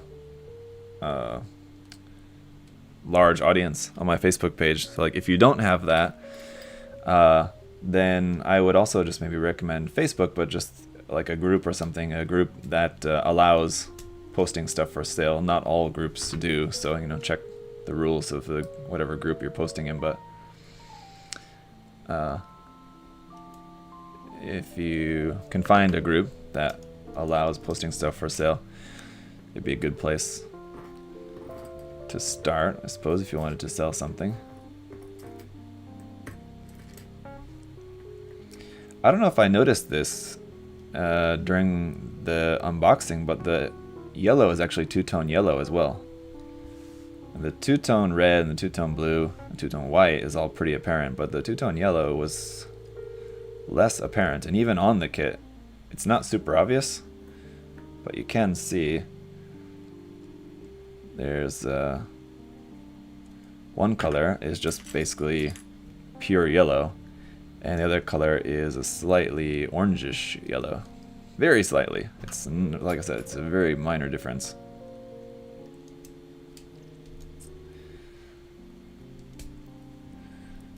But there you go. There's our chest vents. So I'm anticipating this to be a little bit of a pain while working with the kit, having to adjust the chest vents, because they're gonna get like misaligned, and I'll have to be constantly like adjusting them here because they're not super tight, and they feel slightly loose. I think that's gonna be kind of annoying. You did mention the two-tone yellow in the unboxing. I was pretty surprised too. Oh, okay, Swift. That's good. Okay, I couldn't remember if I mentioned that or not. If I ever buy something from you, can I get it signed as well as too? Stick it in, on Twitch asking. Yeah, certainly. Sometimes people ask me that when I've sold stuff in the past. I've had people ask me to sign stuff. Of course, I don't mind doing that.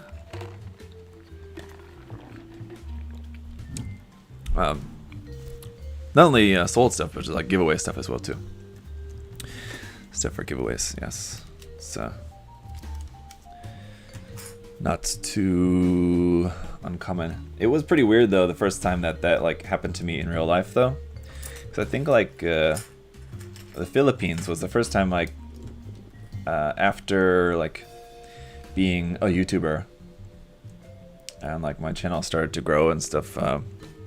And the first place I think that like I went to any sort of like event was in the Philippines, and it was so weird having people ask me for my autograph to sign stuff. It's uncomfortable. Honestly, I don't like it. I mean, like it, you know, I don't know. It's you know, it's cool that, I don't know, that people like, it's a nice affirmation that people like the work that I do, but I don't necessarily like that experience. So it's weird.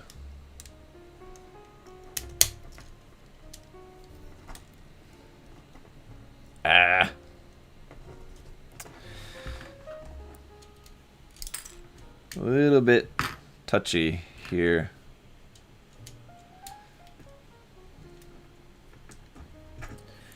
How these parts need to fit together.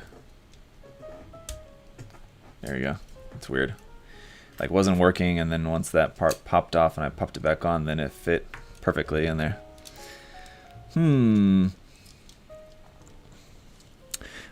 Do girls ask you for autograph their cleavage? No, Robbie, that's never happened before. That I may not mind quite as much as just like signing a Gundam box or something, but yes, shh, don't tell anyone. Ever imagine if a fully developed real Gundam will ever exist?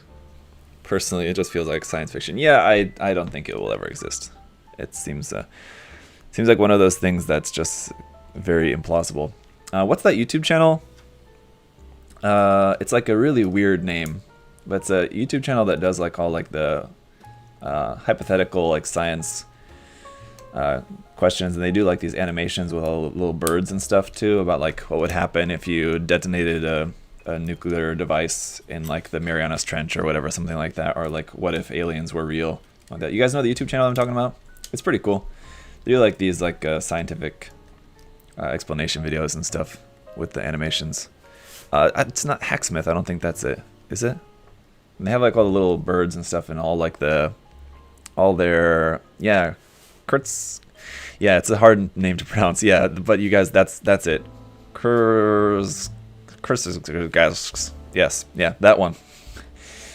I feel like they would make a video about like why a like Gundam, or like why a giant super robot could never exist or could never be plausible or something. That seems like a video that I would expect to see on their channel. You know what I mean? That I can imagine that. Osvaldo, what's up from Okinawa? What's up in Okinawa?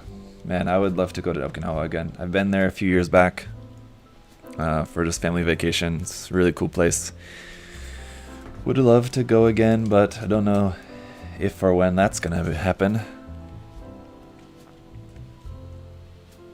Pronounced like Kurzgesagt. Okay. Kurzgesagt. Why is it such an odd name? I feel like there's a reason. It's German, means in short. Okay.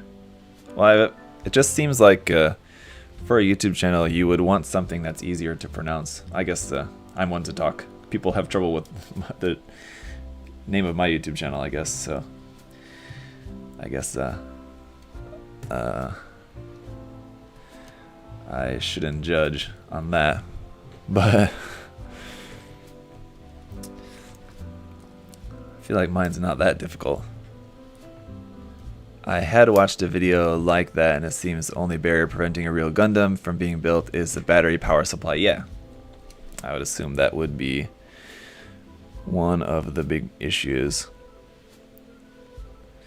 So let's see, then this part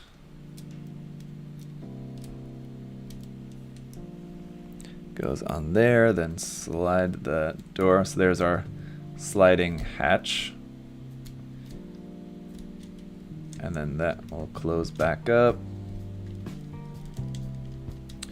I will say a lot of this here in the chest the frame feels a little bit loosey-goosey here. Not like it's gonna be loose and be hard to pose the kit, but it just feels like moving it around, I'm not sure it feels that solid there. Anyway,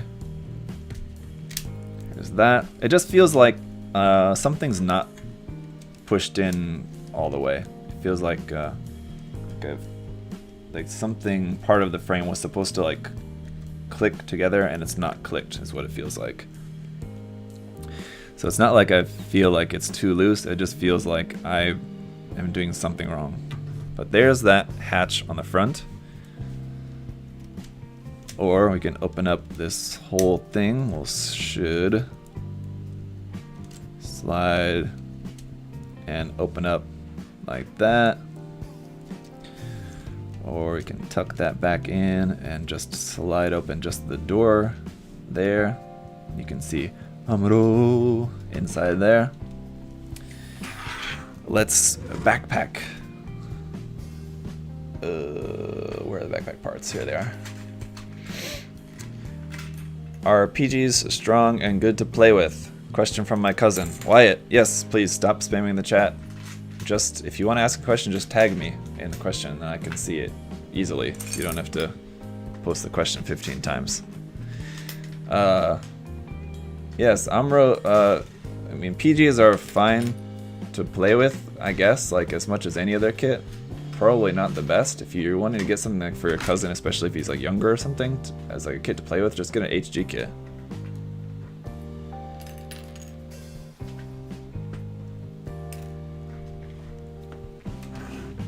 Probably be a better bet. Okay.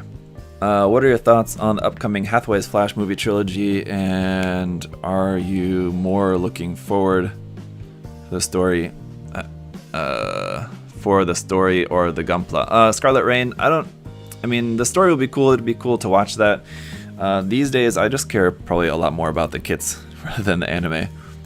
To be honest, like I'm still interested in the anime, but I'm definitely looking more forward to the kits. For sure. And now that we know that we're getting an HG Penelope, or an HG Cassie to go with our HG Penelope, it does seem less likely that we're going to get an MG of anything from that series. So, I mean, that was always going to be kind of unlikely because they're such huge designs and they would make very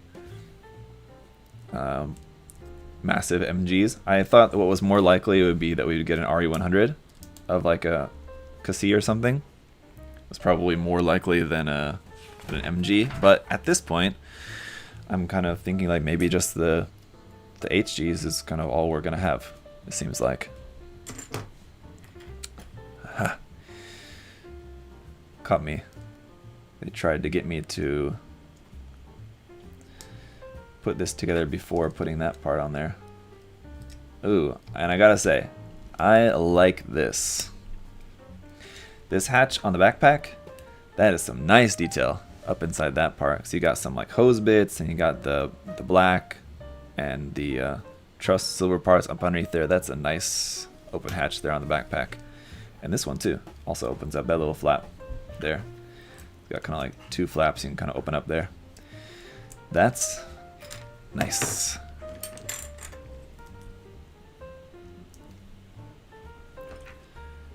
Okay. Still undecided yet though at this point how much of the frame I'm going to paint. The pre-painted parts, the plated parts. How much of them I'm going to repaint or not. Just leave them plated silver or plated gold or whatever, or repaint them in something else. Not sure. And is it just me? Or I'm just curious. Hang on. There we go. Curious. Am I the only one or not who, I mean, every time I say not sure, I can only think of Idiocracy. Am I the only one that always thinks of Idiocracy anytime I say not sure? or is that just me? Because like, I think like I know about myself is that like it's everything is always related to some like movie or TV quote in my head, so I think I'm always thinking of something. But especially when I say not sure, I always think of Idiocracy.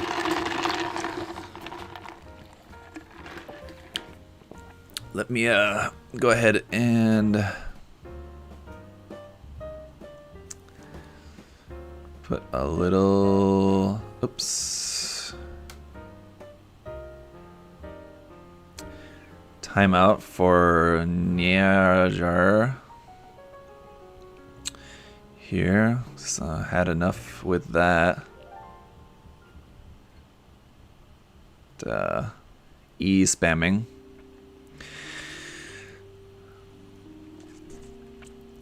Yeah. Let's see. Would this kit make for a good first PG, and do you think it's a waste to not paint this MG? I've only been snap building. No, I think this would be a perfectly good candidate for a first PG, and also would be perfectly fine not painting it.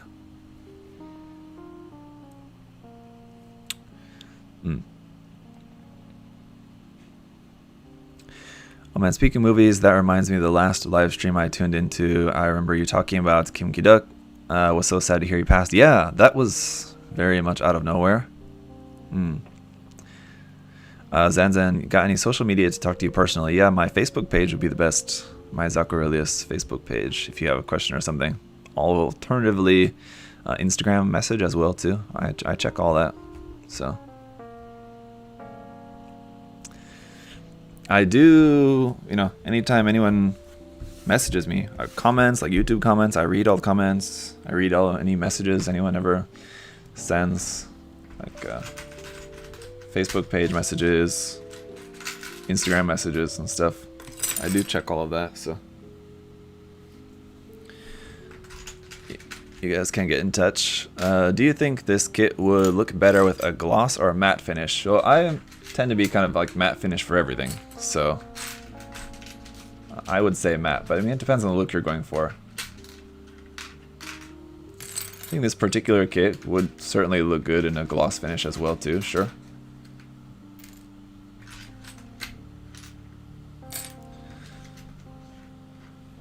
If that's what you prefer.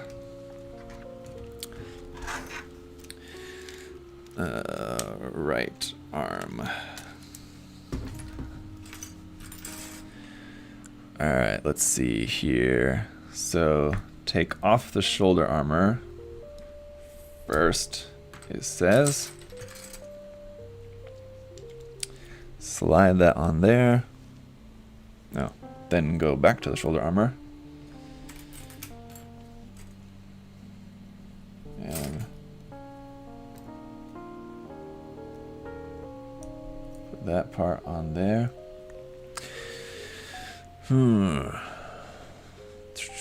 Zaku, I saw you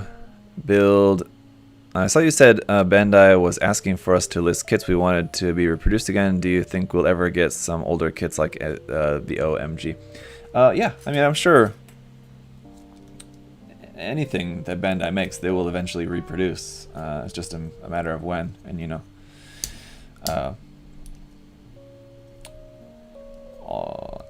As far as I know, someone in or around Bandai did check that post, or they're at least aware of that. So I mean, your requests were noted, you know, to whatever degree I can't say, but I'm sure that it's not only us. I mean, as in like a lot of the English speaking, mostly Western or Southeast Asian Gunpla fan base. I'm sure it's not just us who are asking for the O to be reprinted, so I'm sure it's coming at some point.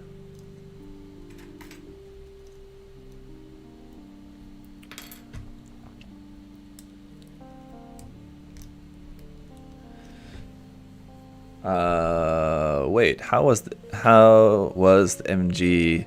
Oh, anyone give me a small review of it? Is it good? Yeah, it's good. For it not being the easiest kit to find these days, if you can't find it for a decent price, the HG is actually quite nice as well too. And I just recently reviewed the HG, so you can check out that if you missed that review. But the HG is quite good, actually. The MG is a little bit different proportions, and obviously it has like more gimmicks and stuff, which is cool. But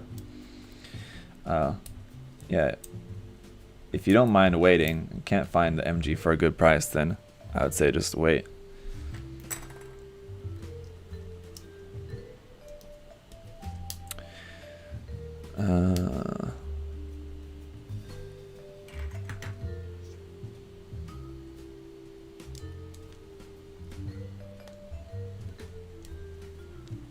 You know what would be really cool? That I don't know if Bandai ever would do this. I don't know if Bandai ever would do this, but what would be cool? Because you know how they had the like the All Gundam project, where they did all like they're trying to do the HG kits of like all the lead Gundams. But doing that, but of like the antagonist mobile suits. So I don't know what it would be called. I guess just like all antagonist project. I don't know. But you know, I think that would be pretty cool. Something like that. Something like the All Gundam project, but for antagonist mobile suits. And HG, I guess, would be, I guess, probably the easiest answer. But MG would be cool too, because there's a lot of cool antagonist mobile suits that don't have MGs as well, also.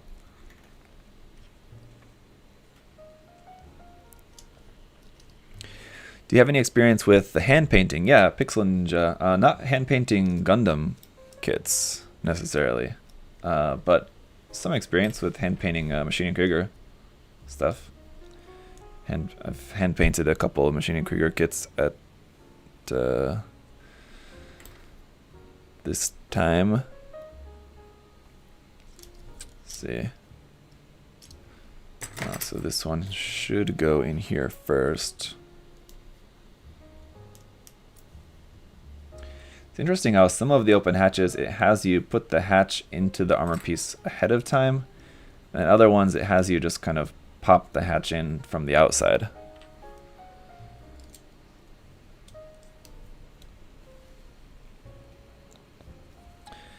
On the back here, this little door just kind of rests on there first, and then this piece. And then this piece. Have you built any Rotoms kits? Robbie Hart, I'm assuming maybe you meant Votoms kits? Maybe it's a typo or something? Rotoms doesn't sound familiar. I don't know what Rotoms is. Assuming you meant Votoms. No, I've not built any Votoms kits either. I've been thinking about that though, that I should build one to check it out. So I've been thinking about picking up one of the Bandai Votoms kits to try it, just to do a review, see what I think about that.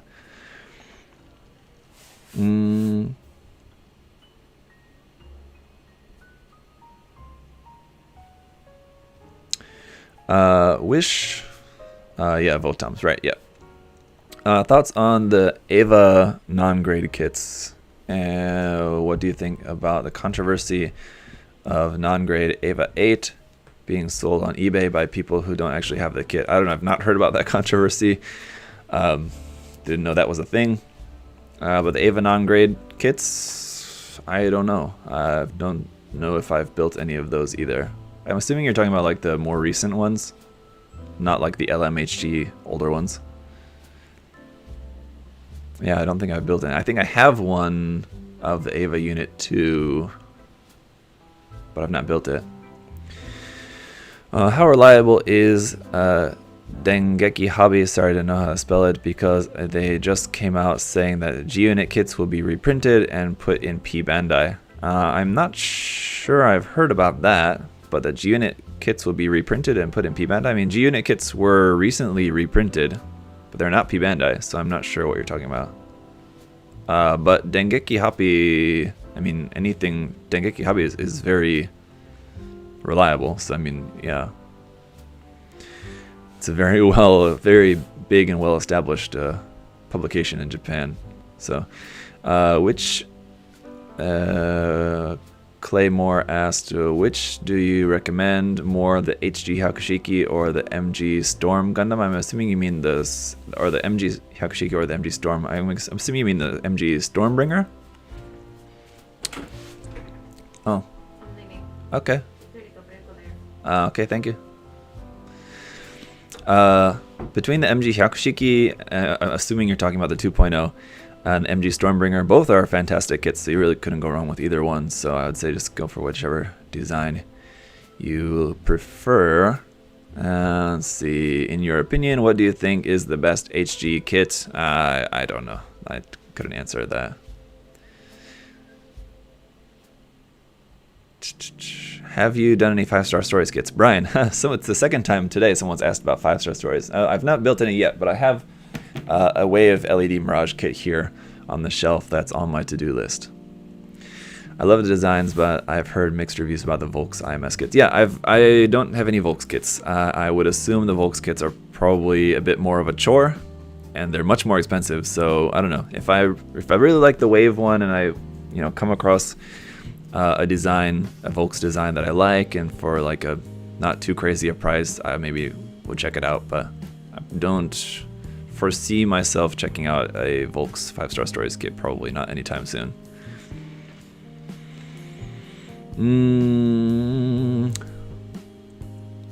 Okay. Yes, please stop the spamming. Just, I mean, it's fine. Do you have a favorite HG kit? No. Scarlet Rain, no, I don't have a favorite HG kit, no. Okay. So, hand cover on that, and then we're done with the arm. Interesting they chose black for the back of the hand. I feel like it's usually like gray, but it seems weird to see it in black.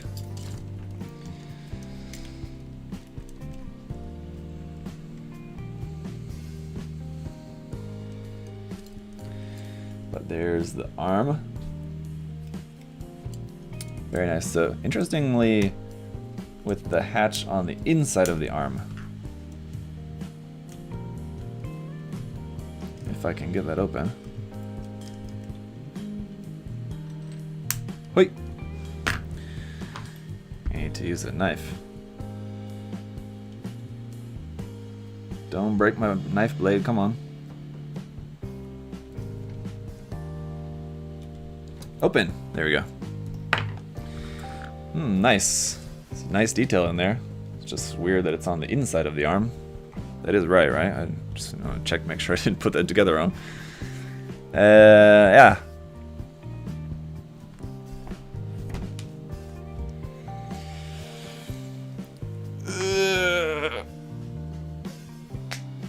How do you pick color schemes for custom paint jobs? Do you have any sites with large selection of paints? Pixel Ninja, no, I mean, I don't have any resource like that I use. It's just kind of, if I don't have any particular idea in mind, what I'll do is just go over to my paints and just kind of like, I'll like have the manual right nearby so I can see like the Gundam, like to visualize that, and then just like look through my paints and just kind of choose the paints I think will look good on that kit. That's kind of really all there is to it, I guess.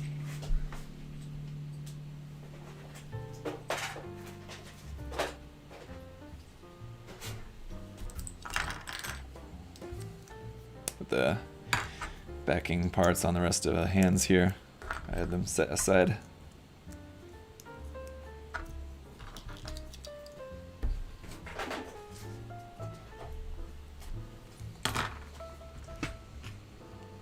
Do you know any other sellers that sell HG that sell RG Hana? I checked Gundam USA store and no Hana. I don't know what's Hana. RG Hana. You mean RG hands? I don't know what you're talking about, sorry.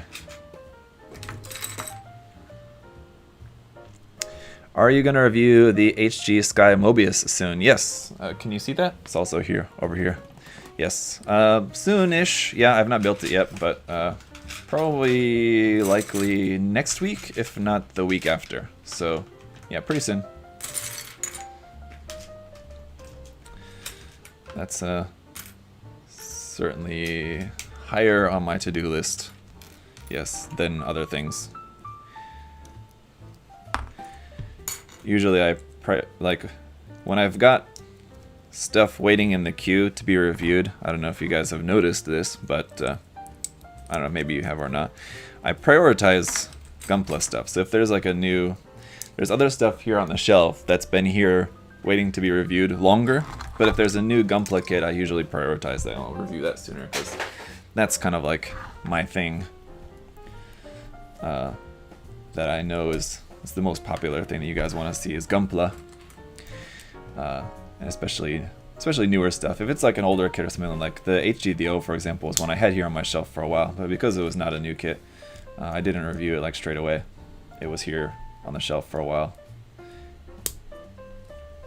before I got around to that.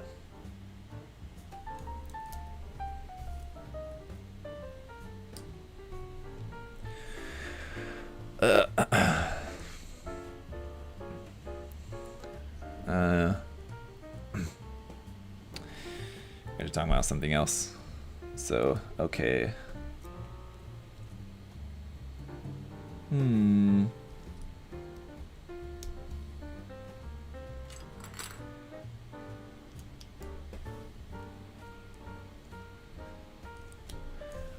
What is the best Gundam series? Well, it depends. I mean, I couldn't tell you what's the best Gundam series. My favorite Gundam series would be Unicorn, Turn A, and 8th MS Team. Those are my favorites, but does not mean that they're the best. What top coat do you use? I tried Tamiya and it was a bit spotty. Cherie, the top coat that I use, I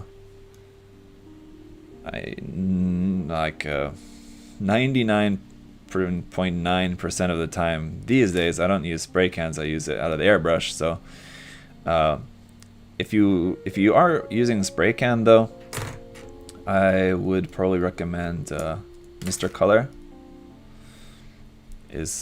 Seems to be the most popular. That's what I used to use and had good results of that. You do have to be careful. Even airbrushing, you have to be careful about this, but much more so, you have to be careful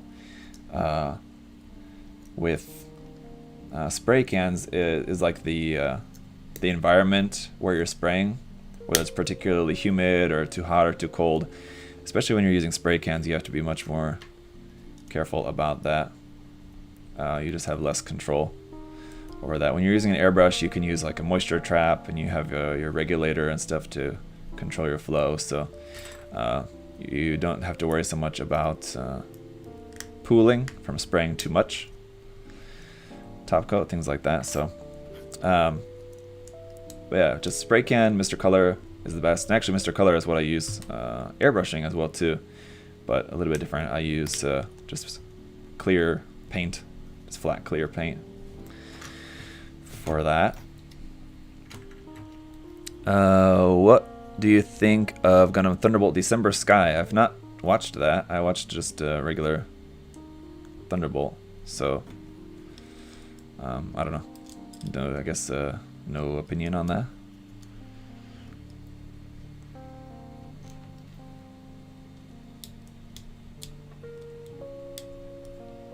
Hoi. Thanks. You're welcome, Cherie. Yeah.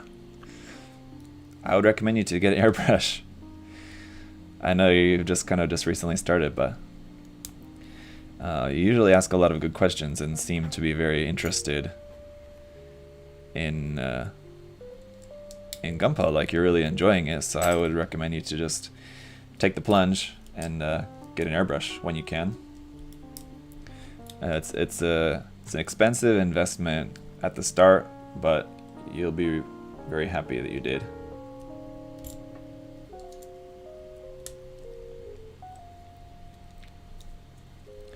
It opens up a world of possibilities and will save you money in the long run. You know, spray cans are expensive, especially if you're using like proper model paint. Obviously you can save money by using like generic spray cans or for like car painting or something like that. It's not really going to give you the best results, but you can get them for cheaper, I suppose. Alright, so all we got left to do on the body is just the head.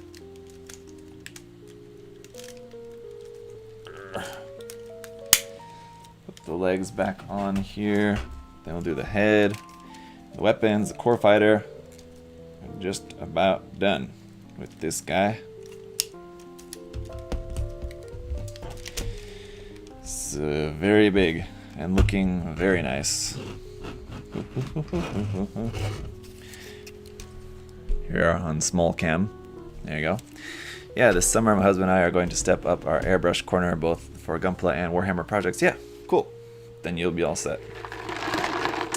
How would I get started on kit bashing? Shima said. Like finding out how and where to fit parts from different kits. Been wanting to make custom, but don't know how to begin at all. When it comes to kit bashing, just assume that stuff is not going to fit together straight out of the box, because most stuff is not going to fit together straight out of the box. Like if you wanted to put like Exia arms onto HD Barbatos kit or something, like you're kit bashing HD Exia and HD Barbatos. Nothing's gonna fit usually straight out of the box. Some stuff will if they're using the same polycaps. That's why HG is the best for kit bashing, because a lot of them do use the same polycaps, so a lot of the stuff is compatible in that way, but not always and not necessarily. So basically what you have to get good at is your modification skills. That's what you'll develop, and that's why kit bashing is great for that. It's great practicing. You're for practicing modification and stuff that you have to make to get stuff to go together how you want it to. It's all part of the fun. Where's the face beat? There it is. But there are some certain lines, for example, like the HD Iron Blood Orphans line, a lot more stuff is compatible because a lot of the Gundams use the same frame. A lot of the Grays kits, of course, and the same thing for the the Origin as well too. Like especially the Xeon mobile suits, a lot of them use a lot of the same parts. So kit bashing those is pretty easy. I mean, depending on what you want to do. But yeah, that would be my advice for you. And I mean, kit bashing is fun, and it's certainly an exciting thing to do. And especially if you're like, I feel like there's a lot of people who are maybe newer fans into the hobby who have, if you're just like getting into Gundam and Gunpla more recently, then most likely you probably have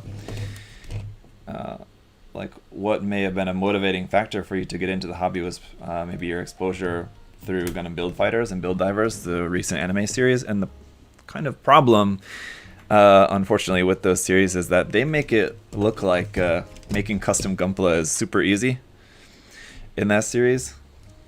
And obviously it's, you know, one of the harder things to do, especially to do well in the hobby. So I think a lot of people enjoy that series and watch that and then want to build their own custom Gunpla. But the thing is that, like I said, most of the stuff just straight out the box stuff is not compatible. So you need like modification experience and skills, and it's mostly just building up those skills through experience. So you know, if you're fairly new, you're not gonna really have the experience and the necessary skills developed for doing maybe a lot of the modification that you want to do. So my advice is just to take it slow, take small steps, you know, work on building up your basic skills, you know, basic good solid construction skills, painting, because, you know, if you're going to be kit bashing, you're most likely going to need to paint as well too, because you're combining kits that are probably not matching colors. So you're going to have to do some painting and all that. So work on developing like the basic skills first, and then, you know, when you have some experience built up and you start to also expand your tool resources as well too, then you're going to have a much better, much more enjoyable time doing customization and kit bashing and stuff like that, because you're more comfortable with that and you're more able to make the vision you have for the kit in your mind a reality. Just building my second mega size kit. Any word on a new kit in the future? Eric, fine. I wish there was new word for a new mega size kit in the future, but nothing that I know of. I thought the mega size line was done, and the mega size unicorn just kind of came out of nowhere. So I mean, there's no reason to believe that there will be any other mega size kits in the future, but it doesn't mean that there won't be either, because the unicorn just came out of nowhere. Yes, building custom Gunpla takes time and effort, and especially patience as well too. Because, you know, I mean, in my opinion, it's not really worth it to I mean, anytime I have a contest, I always talk about this, but you have to have an idea, a custom like idea, a vision for what you want to do, like making a custom kit or a kit bash or something. You also need to be able to do it. For some reason, I always forget the word that I want to use for this is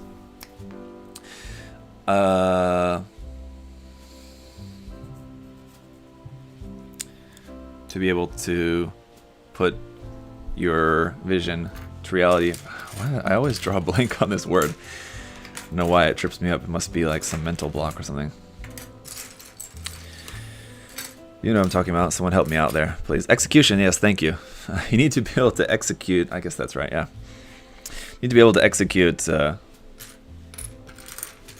your vision as well too. So if you don't have those skills built up, and you have this cool idea and you put a bunch of time into putting it together, and then your end result is kind of not very good because you didn't have the skills built up for better execution of your idea, that seems like just a little bit, just kind of more of a waste to me, in my opinion. I think it would have been better. A better way to go about it would have been to develop the skills ahead of time, so that when you are then ready to start doing some custom stuff, you know, you've got the skills built up to be able to do that and get better results. You know, I don't know though. That said, there is certainly something to be said for, you know, just like jumping straight in. There's people who have done that and have been very successful with it. I think it just depends on the person. Some people just kind of are just more adept at that. Like Josh is a good example. He just recently started building Gunpla and like just got really good at it really fast. Just because that was like, I think just like his personality when it comes to like hobbies and stuff. So it just depends, I guess, on the person. But for most people, I think it would be better to take the time to develop your skills before you get into customization or whatever. Kit bashing. What paint brand do you recommend, and is there a paint set that you recommend? A set? I mean, not necessarily, I don't know, but brand, I use primarily Mr. Color and Gaia, just because they're good and readily available for me. But if they're not readily available for you, there are certainly other brands that are also good that may be more easily available for you, that would maybe be worth checking out as well too. So Like for example, if you're in Australia particularly, but not only in Australia, but other parts of the world as well too, anywhere where it's sold, SMS is also good from my experience with that. The AK Interactive lacquer paint was also pretty good from my experience with that. That one I think probably, I mean, I don't know, maybe depending on where you are in the world, but maybe even lesser available than SMS. It seems like, but I could be wrong about that. Maybe it's just from my perspective. It seems like I don't see people using AK that much, so maybe it's just because it's not as available. But what else? E7 I've also heard good things. I've not tried it yet. Modo also I've heard good things, but I've not tried them. I think those are all just kind of pretty similar. They're similar to Gaia, basically, as far as I understand it. Both of those, so any of those kind of would be good, yeah.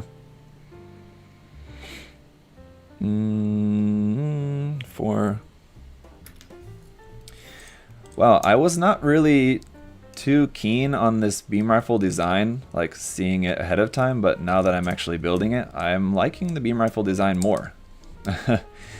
Now that I'm able to see it in more detail. I kind of just don't really like how much gold and silver plated parts there are on it. It's a bit gaudy for a beam rifle in my opinion, but the detail on it is nice, and like the hatch gimmick of like the back end opening up like that is really cool as well too. So it's nice. It's a nice build and nicely detailed. I think I'm just gonna go with a little bit less gold on that. Is industrial spray paint and primer any usable? Dragon Boy, it's usable. Sure. And I'm sure you can probably get fine results with that, but you probably will get better results, I'm sure, with stuff that's made for plastic models. Do you rush building a kit at the end? So do I rush building a kit at the end? You mean like just snap building, like what I'm doing at the moment, or like on a painted build?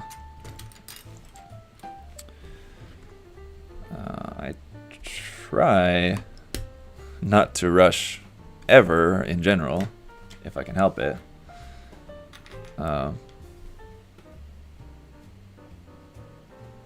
And I think that's kind of why. Shit.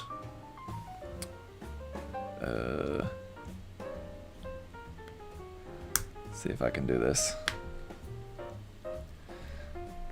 It's said to put the clear and the chrome parts together first before you put them into here, and I think this is going to be also hard to get these parts out of here later, unfortunately, but there's the camera.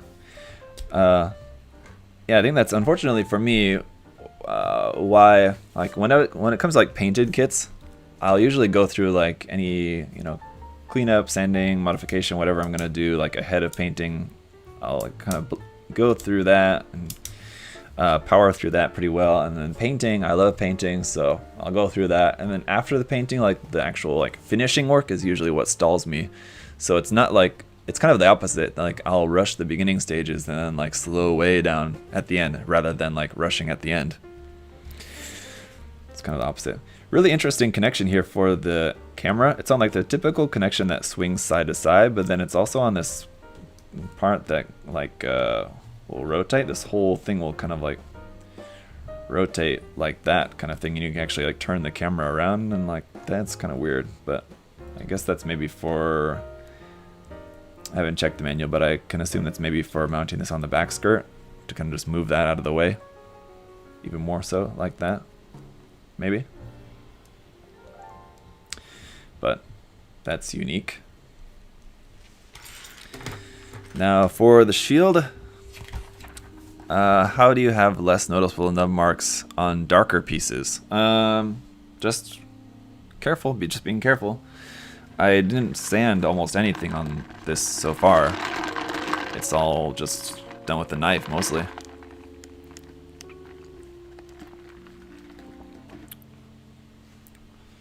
He's been doing it for like 20 years now. His skills have come over time. Yeah, I mean, there's that too.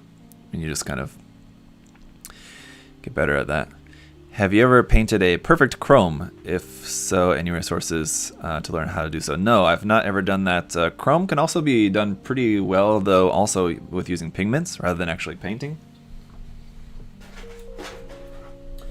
It is another option that you might find easier.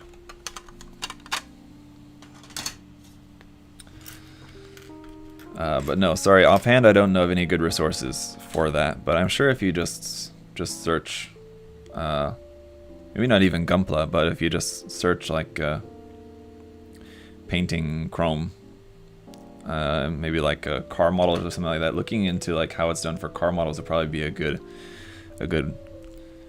place to start, I would assume, because it's probably more commonly done on car models than anything else, I would imagine.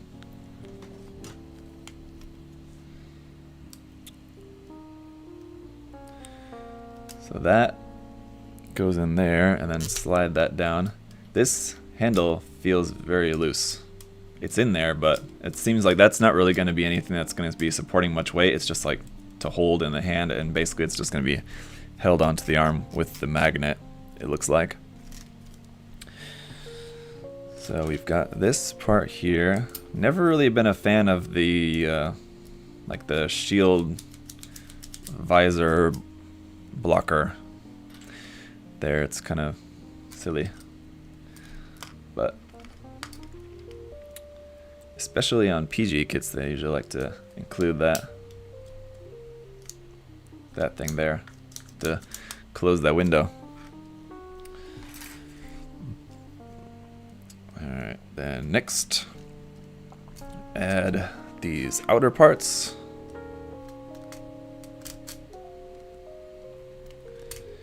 Here and here, like that, and then the top and bottom parts. Is the kit worth the price tag, Rambling Rattlesnake? I think so. Yes, I would say so.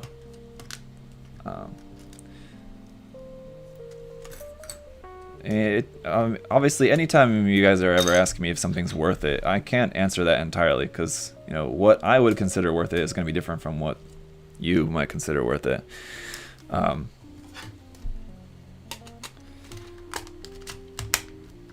And people also want to do different things. If you're wanting to get the kit and just snap it up and not do anything else with it, then obviously I think you're getting less time value out of the kit. Because for me, a lot of what I will consider and like the value of a kit is how much time, not like time that I'm gonna have to spend removing loads of seam lines on the kit or something like that necessarily, but like on a kit like this, obviously it's gonna take a lot of time, especially if you're painting the kit. It's a lot of parts and everything like that, so just to actually paint the kit up entirely and finish it, everything, like it's gonna give you a lot, it's gonna take a lot of time. So that's a lot of value in my mind. But on the other hand, if you were not painting the kit, then that time value would be less. So it just kind of depends on you, if you're planning on painting it or doing anything else with it or not.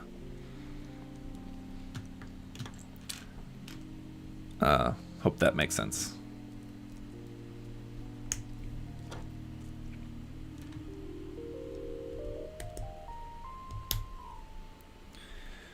That's that, and then 4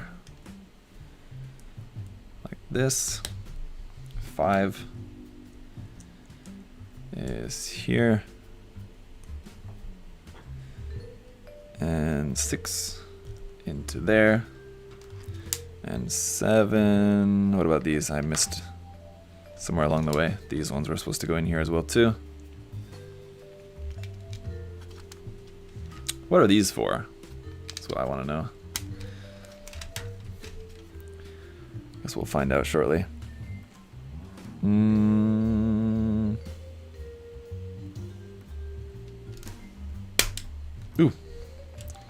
It's quite a pop. Let's see how this held onto the magnet here. Seems pretty good. Yeah, shake it too much and it's coming off. The magnet's not that strong, but it's not being actually connected into the hand, not actually held in the hand at all, but just on there by the magnet. I mean, some minor shaking. I mean, you're never going to actually do that with your Kiss, so if you just have it just up on the shelf, the magnet is going to be plenty strong. Just hold that onto the arm, I think. Paint and all the rest, if you're going to be painting it, is going to add a little bit of weight to that, so then you might be running into some weight issues at that point, but for the moment, it seems like the weight of the shield is not a problem. And especially if you have the hand holding onto the handle as well too, that'll give you some extra stability, of course. At the moment it's just attached with just the magnet, that's all, so it's fine. Good. Alright, so all we have left to do then is just the core fighter, and that will be a wrap. Very cool. It is a very handsome looking kit, I will say. I'll show it to you guys better in just a minute. Let me get this last thing put together here. Do you typically sand entire pieces before painting, or just where the nubs and seams were moved? Licked, I tend to sand as much as possible, usually. If I'm not like trying to rush myself, and I try not to rush myself most of the time, so usually I'll try to like sand everything. I won't sand like every single tiny little surface. If it's like a hard to reach surface or in a corner or something like that, you know, I don't sweat it too much. But especially any surface that's like a large enough surface to sand, you know, fairly comfortably, then yeah, I will try to sand that, because if it's any surface of any like notable size too, then that probably means that it's probably got some sort of sink in the plastic as well too. That may not be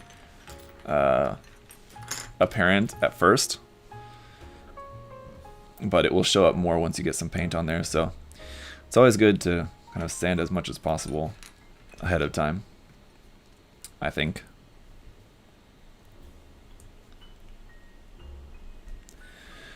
All right.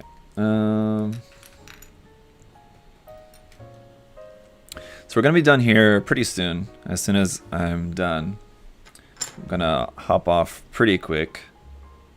Not stick around for too long, because I got some other stuff to. Well, I need to eat some lunch as well too, and I got some other stuff to work on this afternoon. But so my point is, if you guys have any questions or anything about the build too that you want me to answer right now, or something you want me to make sure I address in the review, you know, ask some questions now if you have them about the build, so that I can hopefully answer them for you guys before we end the stream for today.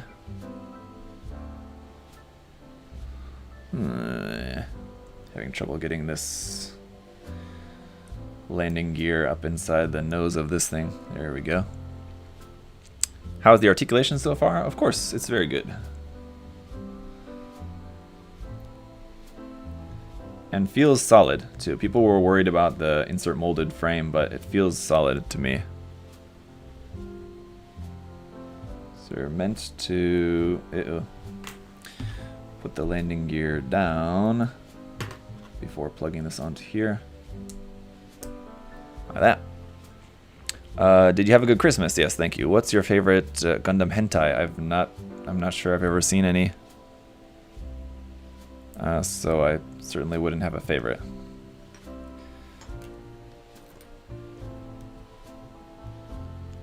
I've seen the core fighter is smaller than the old PG. Is that true? I'm not sure. I don't have the old PG to compare it to, so I couldn't say.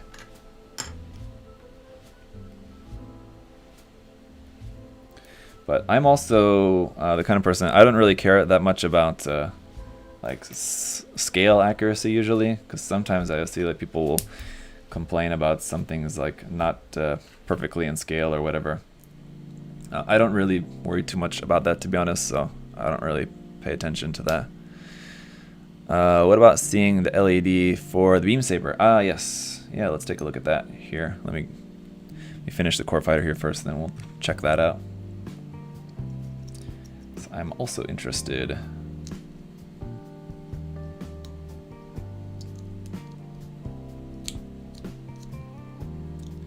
There's that. It's kind of odd.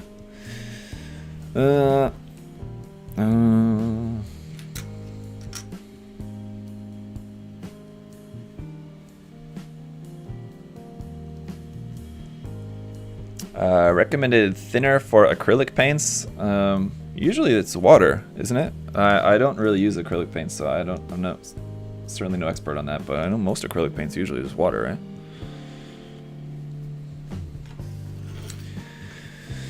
right? Should I do a Cinco de Mayo custom crossbone Gundam? Yeah, sure.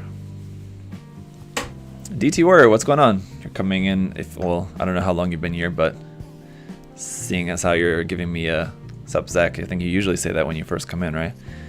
So I think you're coming in right towards the end of the build here. Seems like.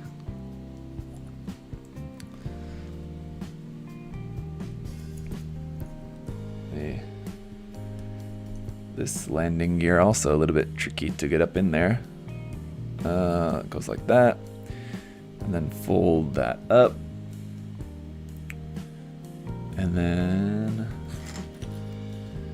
the wing part. Greg, what's going on? Yo, Greg, you're also coming in right towards the end here as well too.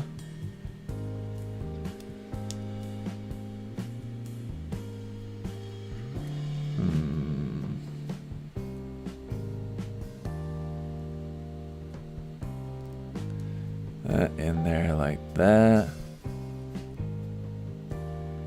Yeah. 5. That's it. Okay.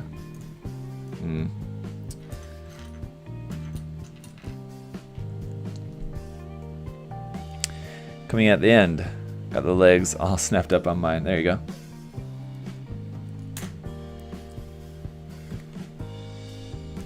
Hui. It says to put these wing parts on there, but they're not very secure in there quite yet. So I don't like that. It's always kind of uncomfortable when you have parts that like go together, but they're not like really secure in there until you have another part on there. So you're like having to hold it really super gently.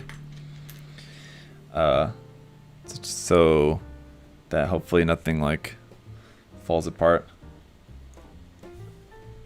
before you get the piece on there that holds everything in place.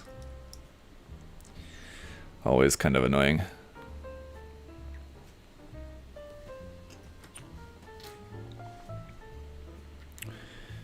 And with this one,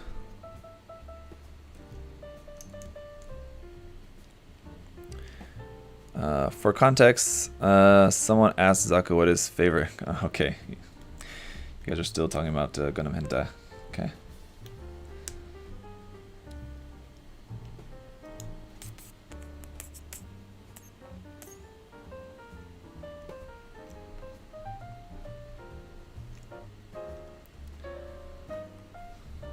That goes on to there.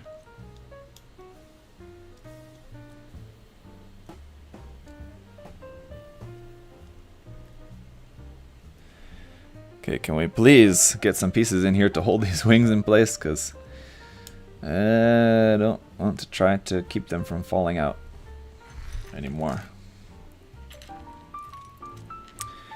As for these pieces, let's see. That's like that.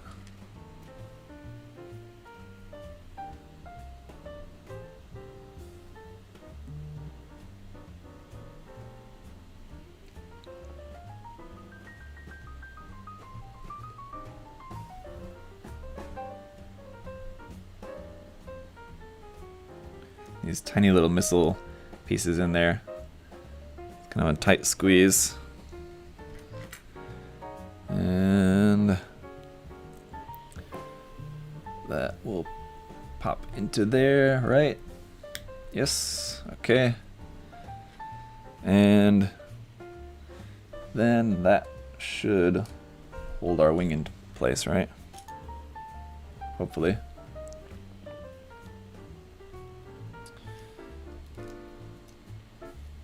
Enough, I think.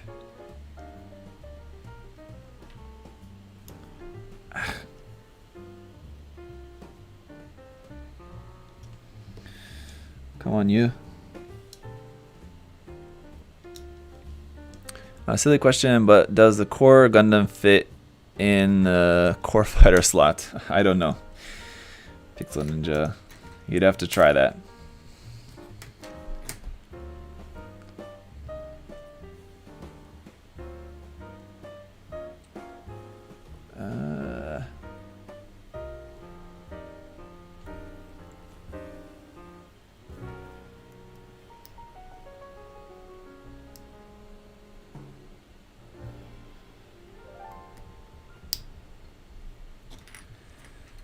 Alright, once again, wing back in there. So I would advise you guys just don't put these wing parts in until you're ready to put this white part in on top of it, because it's really the only thing holding it there. So might as well just keep it off until you're ready to actually lock those down into there. Like that. And then these engine parts here on the back.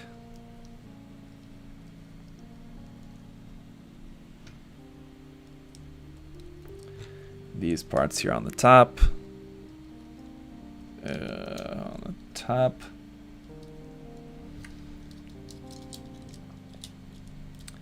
Here we are.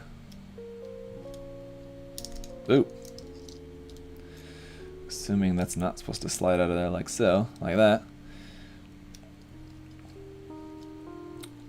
There you go. It feels, I mean, especially the wings and the front part do feel a little bit kind of loosey-goosey. I feel like this cockpit should stay open better than that. Maybe I don't have this extended all the way. I do, I think. And doesn't really want to stay open that well. Maybe I have to mess with it a little bit. Is there a trick to it? Not really. So just pull it up and open it up like that. Yeah, it doesn't really want to stay open. There you go, I guess. And we have an action base adapter for this as well too, to make it fly. But in general, core fighter, I mean, it looks pretty good. And especially the wings here also feel a little bit loose. So we might need to tighten some bits up a little bit here on this thing. But in general, I mean, it looks okay. Not that great. And honestly, I don't really care that much about the core fighter anyway. But there you go. If you do, it doesn't really seem like the best aspect of this kit, but it's there.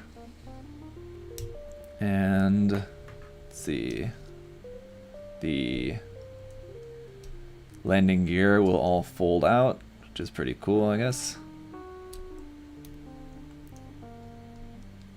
It all folds out like that, so you can have it set next to your Gundam, like so. LED beam saber. Let's check that out. And we can call it a day. Does the core fighter feel like the MG 2.0, 3.0? I always thought they feel very fragile. I don't remember too well offhand, and I've never built the 2.0, Greg, but the 3.0, based on what I remember, the 3.0 core fighter was pretty good and like comparable to this, I think, basically. You know, I don't remember offhand if that was also kind of a little touchy, but I feel like I probably would have expected it to be so, because it is kind of small and lots of little delicate parts in there, and it's an MG, so it's, you know, smaller scale. So I think I would have been more forgiving for that. On an MG, I would expect it to be a little bit more solid, I think. Okay, so let's see, for this, here's the switch on. Oh, it even says on the switch. Turn the switch off, Just slot the battery in there and close this up, close that and turn it like that. And see, on. Oh, there you go. It's pretty bright. Let's try it with an effect part. Which I have not removed the nubs of yet, but there we go. With the effect part on. Yeah, it lights it up pretty well. I mean, it's more than nothing. And as it typically goes with Bandai LEDs, as you can see, as like I'm moving around, it's flickering a little bit. But as long as you're not touching it, it stays on, you know, pretty well. And it's very bright in here too. So I mean, if you're having like a just kind of normally lit room, it'd probably look brighter than that. But let me just switch it off again so you guys can see the difference. So off. Yeah, and you can see that. It's a noticeable difference. It lights it up pretty well. On, off, on. Yeah. Not bad. Pretty cool. As for the backpack, let's take off this. Move this stuff out of the way.